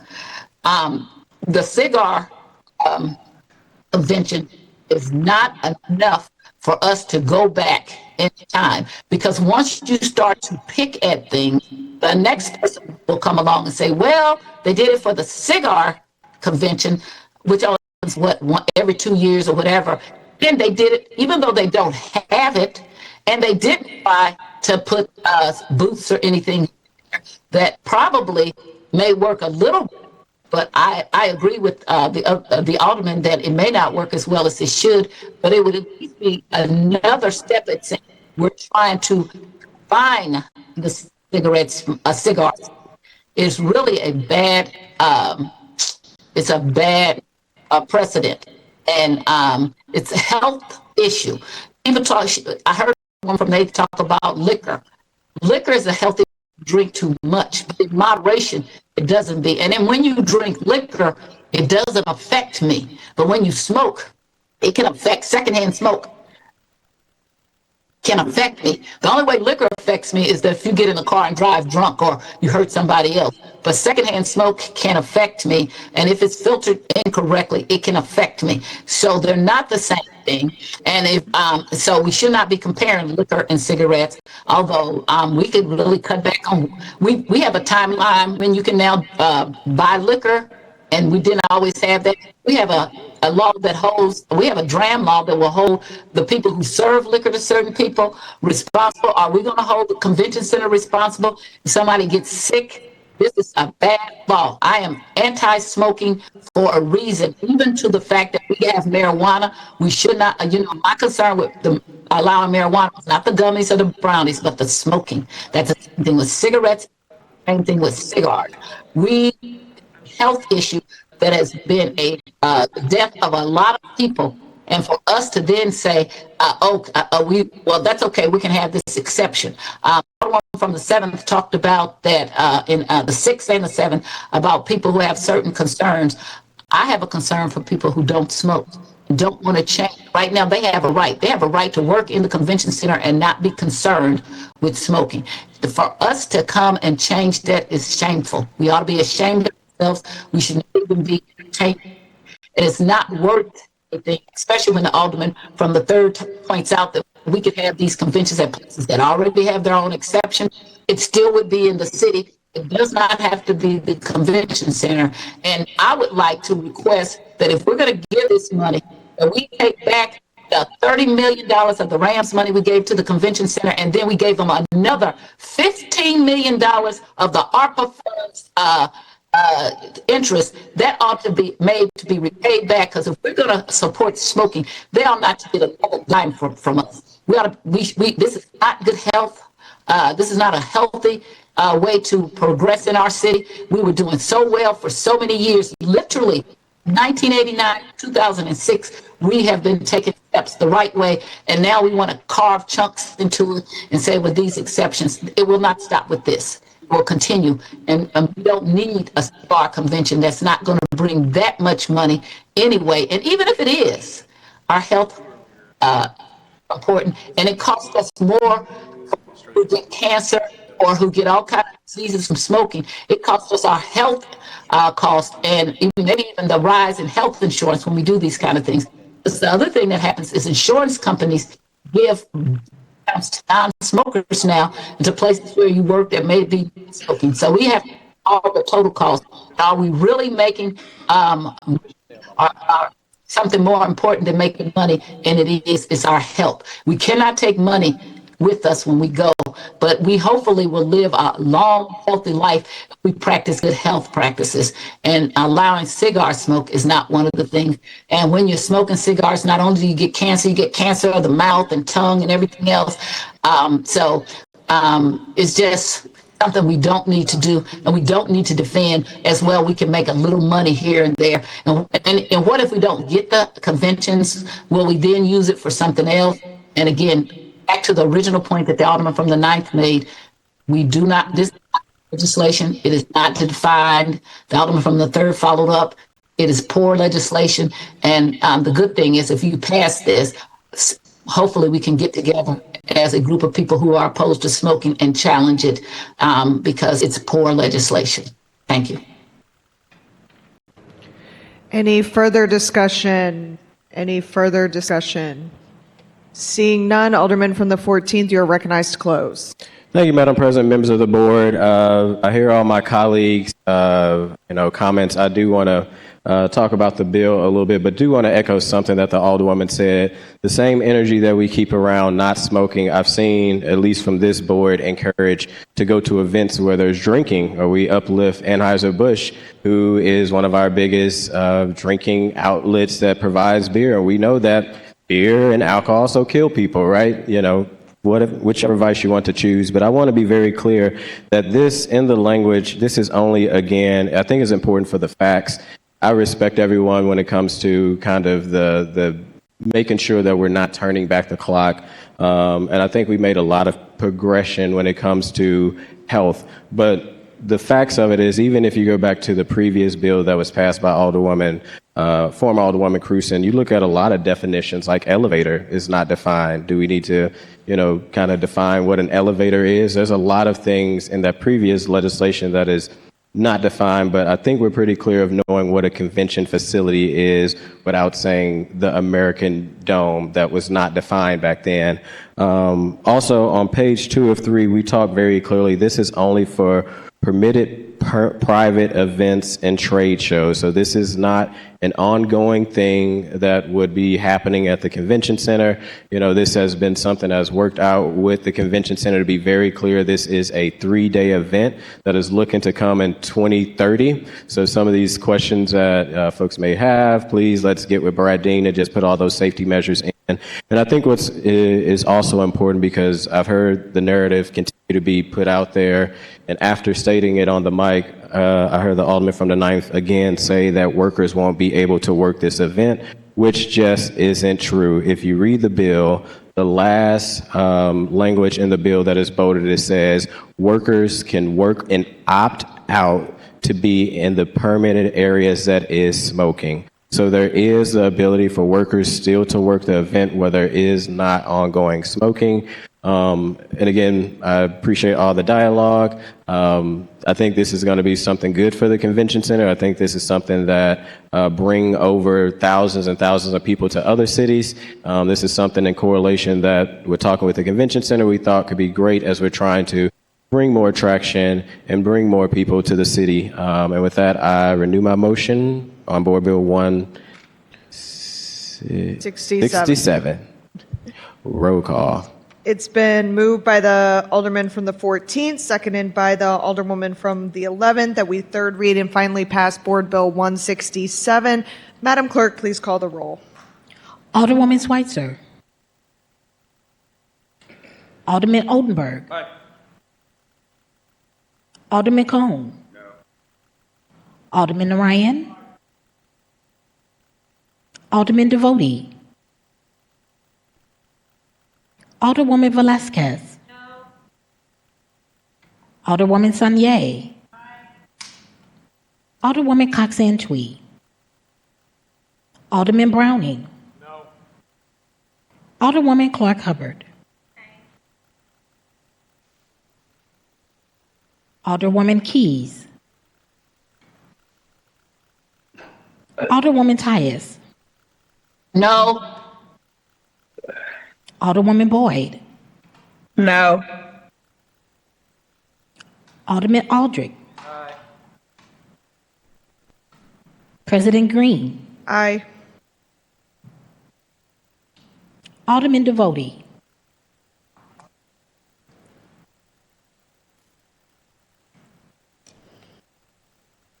Eight aye votes, 6 noes, 1 abstain. By your vote, you sustain the motion from the Alderman from the 14th to third read and finally pass Board Bill 167. That is the extent of third reading and final passage of board bills. Report of the finally passed and signed by the President. Board Bill number 119 as amended on the floor. Board Bill 155, 66 committee substitute, and 167. That is the extent of report of... All other business being suspended, the President shall in open session affix her signature here to stand that these may become law.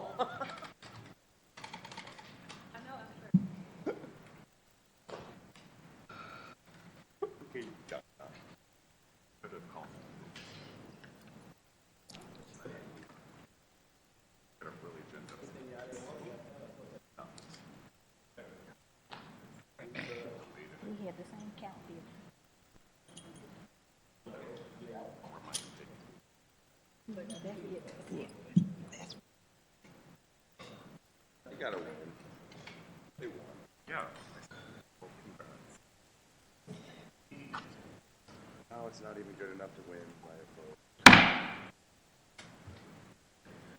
First reading resolutions in reference to committees. We have none. Can dispense with line item 22. Second reading resolutions committee reports and adoption. Report from the HUD's Committee. Mayor appointments to the Board of Adjustments. Annie Grice, James Dallas, and Carmelo Desimone. Alderwoman from the 10th, you are recognized on Mayor Spencer's appointments to the Board of Adjustment.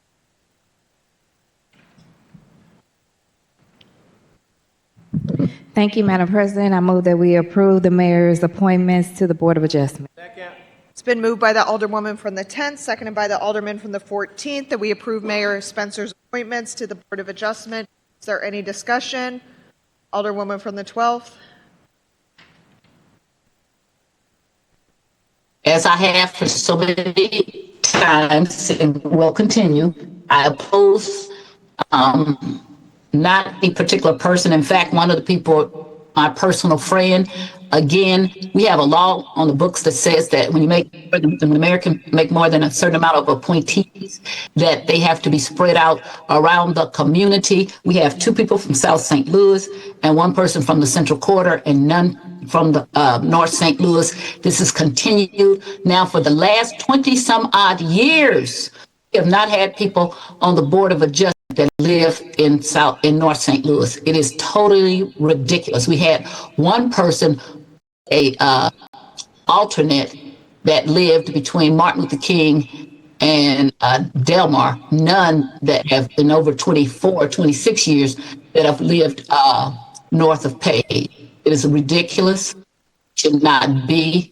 I wrote to several of the mayors about it. I have not written to this mayor, but I will be following up with this. Again, one of them is my personal friend, and I know it's a good person, but representation matters.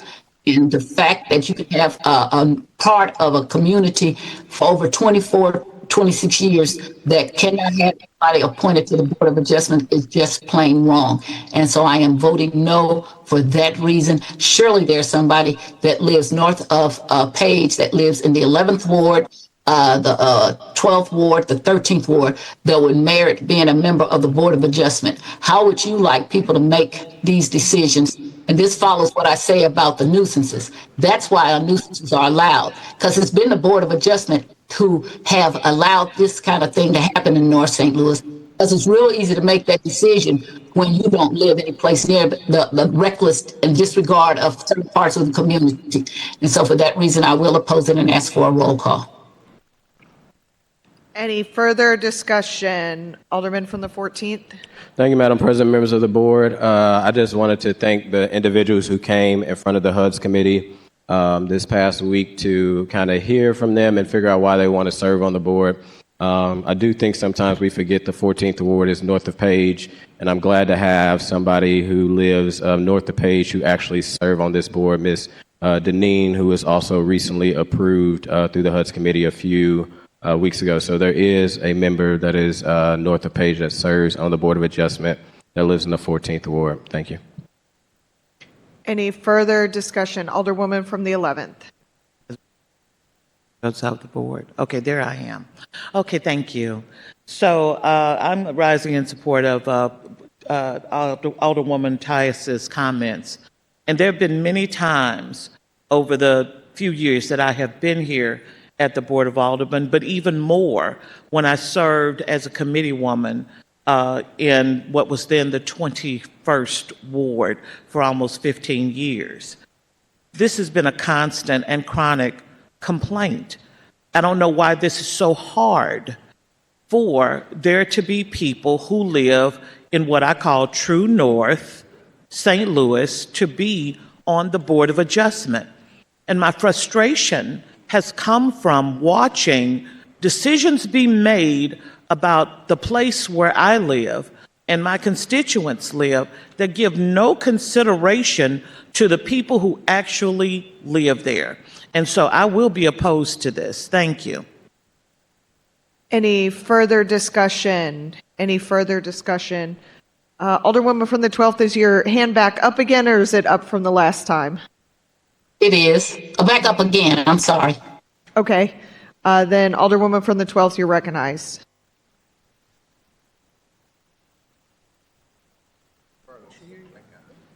Okay, I'm sorry. We're having a delay. Can you hear me all right? Because all of a sudden it's delaying and going in and out. Yes, it's lagging a little bit here, Hello? but we can. It's lagging a little Hello? bit here, but we can hear you. Okay, I want to say that this is going to be real easy. We're going to get a map and show not only about the Board of Adjustments, but most all other major boards, except for little boards that only pertain to something in your neighborhood. We don't exist. This is wrong. All of you all who think this is all right, this is wrong. Okay, so the Alderman from the 14th says you forget that the 14th Ward is in North St. Louis. Most of it, a lot of it is not. Some parts of it are. The Alderman from the 11th, I just said her ward is really an illegal ward. It runs across three different parts of the city. That's an illegal ward that is not compact and contiguous. But the majority of North St. Louis is that part, and the real that we always talked about North St. Louis is in the 11th, 12th, and 13th. And yet we cannot find one person that is suitable for these past mayors. And the last mayor is really egregious about this. I wrote her and I asked her, Why are you doing this? Why would you just continue to put Francis Slade's people and leave them there? Because he started this whole mess. We didn't have this under Vince Shamel. We did not have it under Freeman Bosley. We did not have it under Clarence Harmon. It was Francis Slade that did this. Anybody who continues this will not have my support. If I can't have a major, between the three of us, cannot have a major position on the Board of Adjustment, I'm just done with it, okay? Because it makes no sense. And I've made this argument over and over. And as I said, Lyda Cruzen at least listened and said, oh my God, and start trying to do some other things. But when it comes to the Board of Adjustment, somehow you Negroes over in this area do not merit representation, and it is wrong. So we'll just get a map every time, and we'll bring the map up, and it's very easy to show that there's a whole part of the city that is being left out of major boards and commissions. And it should stop with this mayor. She could reconsider, and as I said, on several occasions, Deneen Busby is offended. I won't say the person that's here, but there's a person on there now, but the friend of mine is not the point. The point of the law and the point of running in wards is to be represented in certain areas. And we are being left out, and it is wrong. So the maps will come out from now on. And again, I will be opposed to this. Thank you. Any further discussion? Any further discussion? Seeing none, it's been moved by the Alderwoman from the 10th, seconded by the Alderman from the 14th, that we approve Mayor Spencer's appointments to the Board of Adjustment. There's been a request for roll call. Madam Clerk, please call the roll. Alderwoman Schweitzer. Alderman Odenberg. Aye. Alderman Cone. Aye. Alderman Narayan. No. Alderman Narayan. Alderman Devoti. Alderwoman Velasquez. Aye. Alderwoman Sanye. Aye. Alderwoman Cox-Antwi. Alderman Browning. Aye. Alderwoman Clark Hubbard. Aye. Alderwoman Keys. Nope. Alderwoman Tyus. No. Alderwoman Boyd. No. Alderman Aldrich. Aye. President Green. Aye. 12 aye votes, 3 noes. By your vote, you sustain the motion from the Alderwoman from the 10th to approve Mayor Spencer's appointment to the Board of Adjustment. Resolution number 197, committee substitute, introduced by Alderwoman Sanye, Alderwoman Clark Hubbard, Alderwoman Schweitzer, Alderwoman Boyd, Alderman Browning, Alderwoman Cox-Antwi, supporting urgent quick bill safety improvements along Gravois Avenue. Madam Clerk, if you could please make sure I'm also a co-sponsor on 197. So noted. Thank you. Alderwoman from the 7th, you are recognized on the second reading Resolution 197. Thank you, Madam President, members of the board.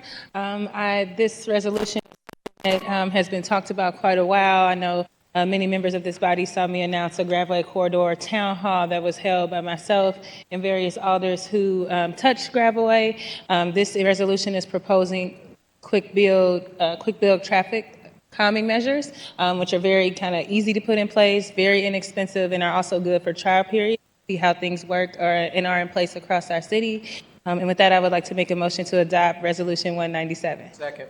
It's been moved by the Alderwoman from the 7th, seconded by the Alderman from the 14th, that we adopt Resolution 197. Alderwoman, you may proceed. Thank you. I just kind of gave a lot of what I had to say. The only other thing I would just like to say is I really am appreciative of the very collaborative conversations we've been able to have. Several alders, MoDOT, CP2, which is a group of residents that I would absolutely charge them and thank them for their advocacy, coming to us and saying, hey, we know that this big improvement is planned for 2029. People are dying now, so we would like to know if there's anything that can be done now. And then I would just thank my colleagues, MoDOT, Mr. Nelson from the Streets Department, for us sitting down and coming up with these concepts. And I look forward to us being able to put them in place and see how they work.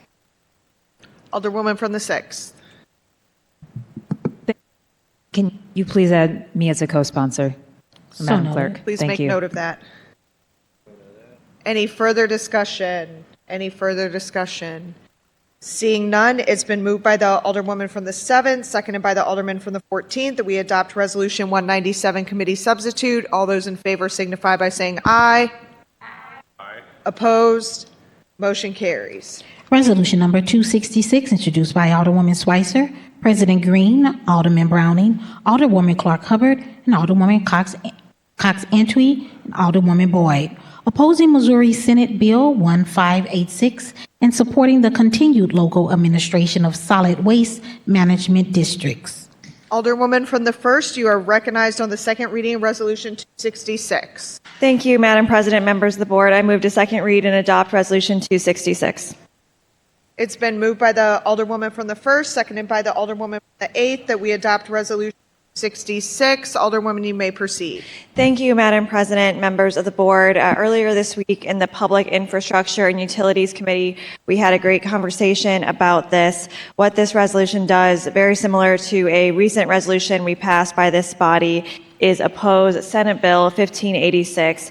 And like the House bill that we already voiced our opposition of, this Senate bill is going to dissolve the local solid waste districts, which, if you are familiar with Earth Day 365, the Green Dining Alliance, so many other organizations in our community that are handling so much waste product in St. Louis, all of these nonprofits basically rely on this funding, which is from local landfill tipping fees going to the 20 solid waste districts across the state and allowing for so much waste to be handled locally, which makes a lot of sense.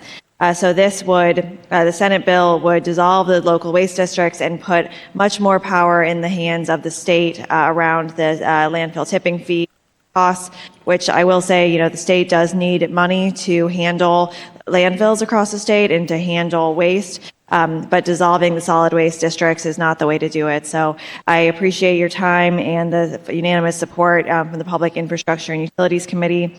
And I hope to earn your support today. This bill has left committee in the Senate and is on the floor for perfection, so there is some urgency to get this out today and get this opposition to the Senate. So thank you for your time.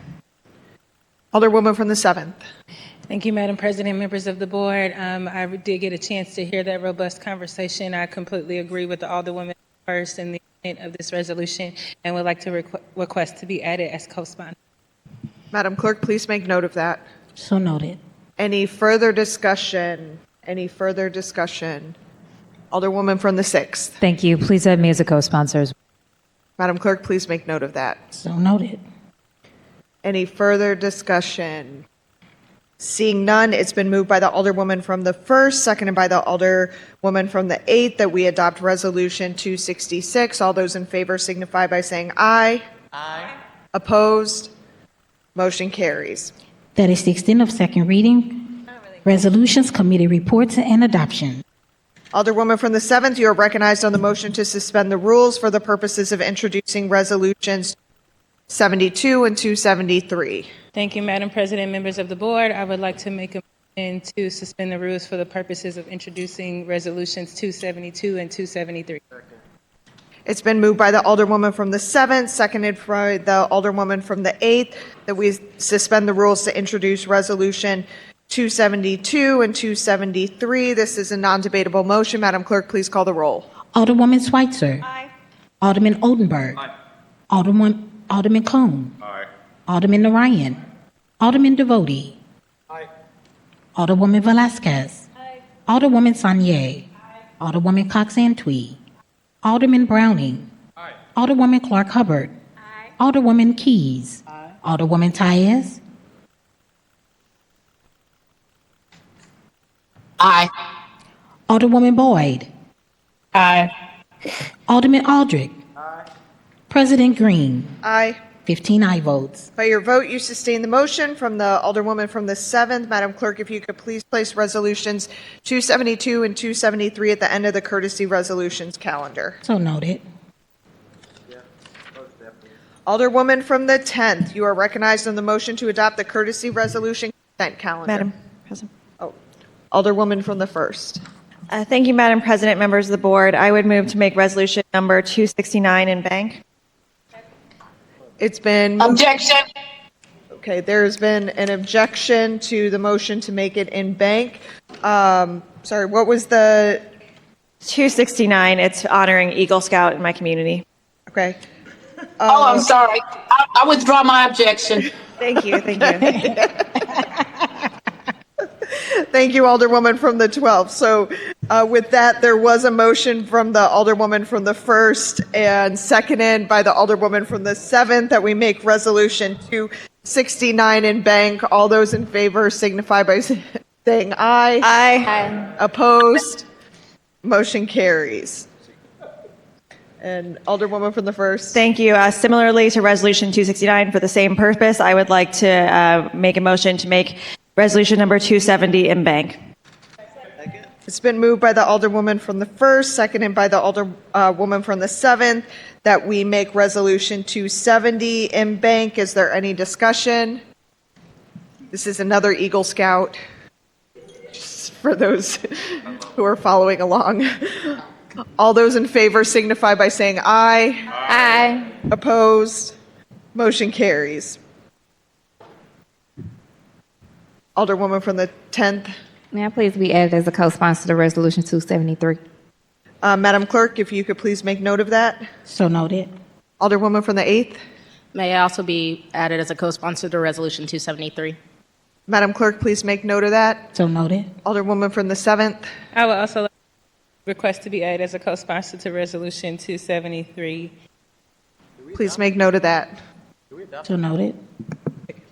Alderwoman from the 10th, you are recognized on the motion to adopt the courtesy resolution consent calendar. Thank you, Madam President, members of the board. I move that we adopt the courtesy resolution consent calendar. It's been moved by the Alderwoman from the 10th, seconded by the Alderwoman from the 7th, that we adopt the courtesy resolution consent calendar. Is there any discussion? Alderman from the 14th. Thank you, Madam President, members of the board. I just wanted to thank the ones who signed on to 273, honoring Mr. Otis Williams and his leadership and service to St. Louis SLDC again, as he came back. Today is his last day with us with the city of St. Louis. I know he's having a going away event from 2 to 4, I think, at the mini pitch. Just want to give him a huge thank you for coming back and kind of filling in the void and helping out with the SLDC as he done in the past. And also, I want to acknowledge his body has passed a previous resolution, but the individual was not here. We also passed a resolution acknowledging our very own Elliot Davis for all the great work that he's done in the city of St. Louis. So 2 amazing, great individuals. I just want to uplift on those resolutions. Thank you, Madam Clerk, or Madam President. Thank you. Any further discussion? Alderwoman from the 7th. Thank you, Madam President, members of the board. I would like to motion to embank Resolution 272. It's been moved by the Alderwoman from the 7th, seconded by the Alderwoman from the 11th, that we embank Resolution 272, honoring Lane Foreman. Alderwoman from the 12th. Was there? I'm sorry, Madam President, did we already vote on this? Are we going back and then trying to embank after we voted? No, we have not. There's been a motion to adopt, but we have not voted on it yet.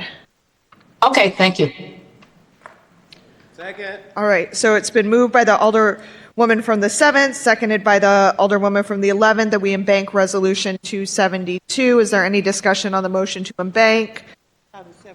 Seeing none, all those in favor signify by saying aye. Aye. Opposed? Motion carries. Any further discussion? Any further discussion? Seeing none, it has been moved by the Alderwoman from the 10th, seconded by the Alderwoman from the 7th, that we adopt the courtesy resolution consent calendar. All those in favor signify by saying aye. Aye. Opposed? Motion carries. Miscellaneous and unfinished business. We have none. Announcements. Wednesday, March 25th, 2026, Budget and Public Employees, 6 p.m. in the Kennedy Room. Any further announcements? Alderwoman from the 10th. Thank you, Madam President, members of the board. Since this is our last meeting before the end of the month, I want to announce our 10th Board 101 that we have every last Monday of the month.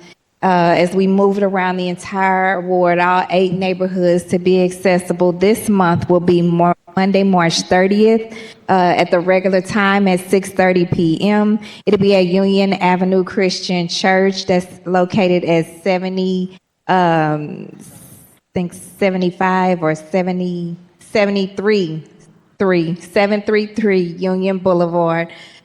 This meeting will have our Collector of Revenue, Greg Daly, of course, myself, the Neighborhood Improvement Specialist, representation from the 2nd St. Louis Metropolitan Police District, who I had the pleasure of sharing time with yesterday, thanks to Alderman DeVote's invitation for their business luncheon, and got to meet my new 2nd District Captain, Abishan. Thank you for your service.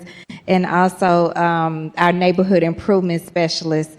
In addition to that, we will have Laura Ginn from the St. Louis Recovery and Vacancy offices here in the city of St. Louis, as well as the building division's building inspector supervisor will be there to talk about the upcoming demolition here, not just from the tornado, but even some of the demolition that we're catching up on prior to 10 months ago, May 16th, when the tornado hit. So I'm excited to have this meeting this month. The bigger reason also is because the intentionality and why we're choosing this space. For the first time in the history of Union Avenue Christian Church, there is an African-American female pastor at Union Avenue Christian Church, Reverend Lavetta J. Ross. Excited to welcome her, continue to serve, and see how we can help her in the neighborhood and that church that sits as a pillar there of hope and light on the corner of Union and Delmar. So again, don't forget, our 10th Ward 101, Monday, March 30th, 6:30 p.m. at Union Avenue Christian Church, 733 Union Boulevard, under the direction of Reverend Lavetta Ross. I hope to see you there. Any further announcements? Alderman from the 14th. Thank you, Madam President and members of the committee. I wanted to announce, since we are thinking of ways to support our convention center, on Saturday the 28th, we are kicking off the Battle Hawks are back in St. Louis. Caca! And I am inviting everybody out to the kickoff. The convention center is shared between myself and the Alderwoman of the 8th Ward. We have the best XFL team. We sell out and have the most people that come out to the game. So in spirit of continuing to make sure that our American Center is vibrant, please come on out to the official game of the Battlehawks, which will be next Saturday, March the 28th. Caca! Alderwoman from the 8th. Thank you, Madam President. I just wanted to announce and wish the best of luck to all the teams playing in the NCAA tournament, which is taking place in St. Louis. St. Louis is proud to host the first round games this weekend here at the Enterprise Center. So there will be lots of exciting activity downtown taking place this weekend along with those games, and I wish all the teams the best of luck.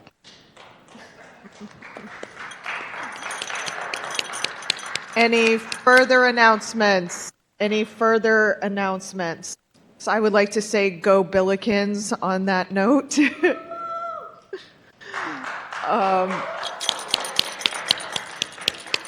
Woman from the 10th, you are recognized on the motion to... Thank you, Madam President, members of the board. All members were present this morning.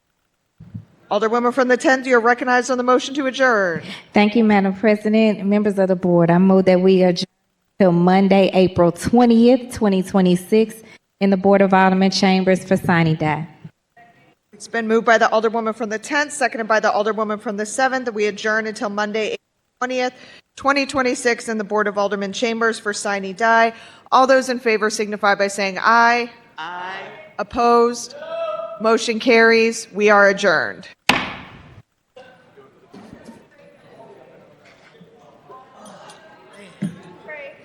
Yes.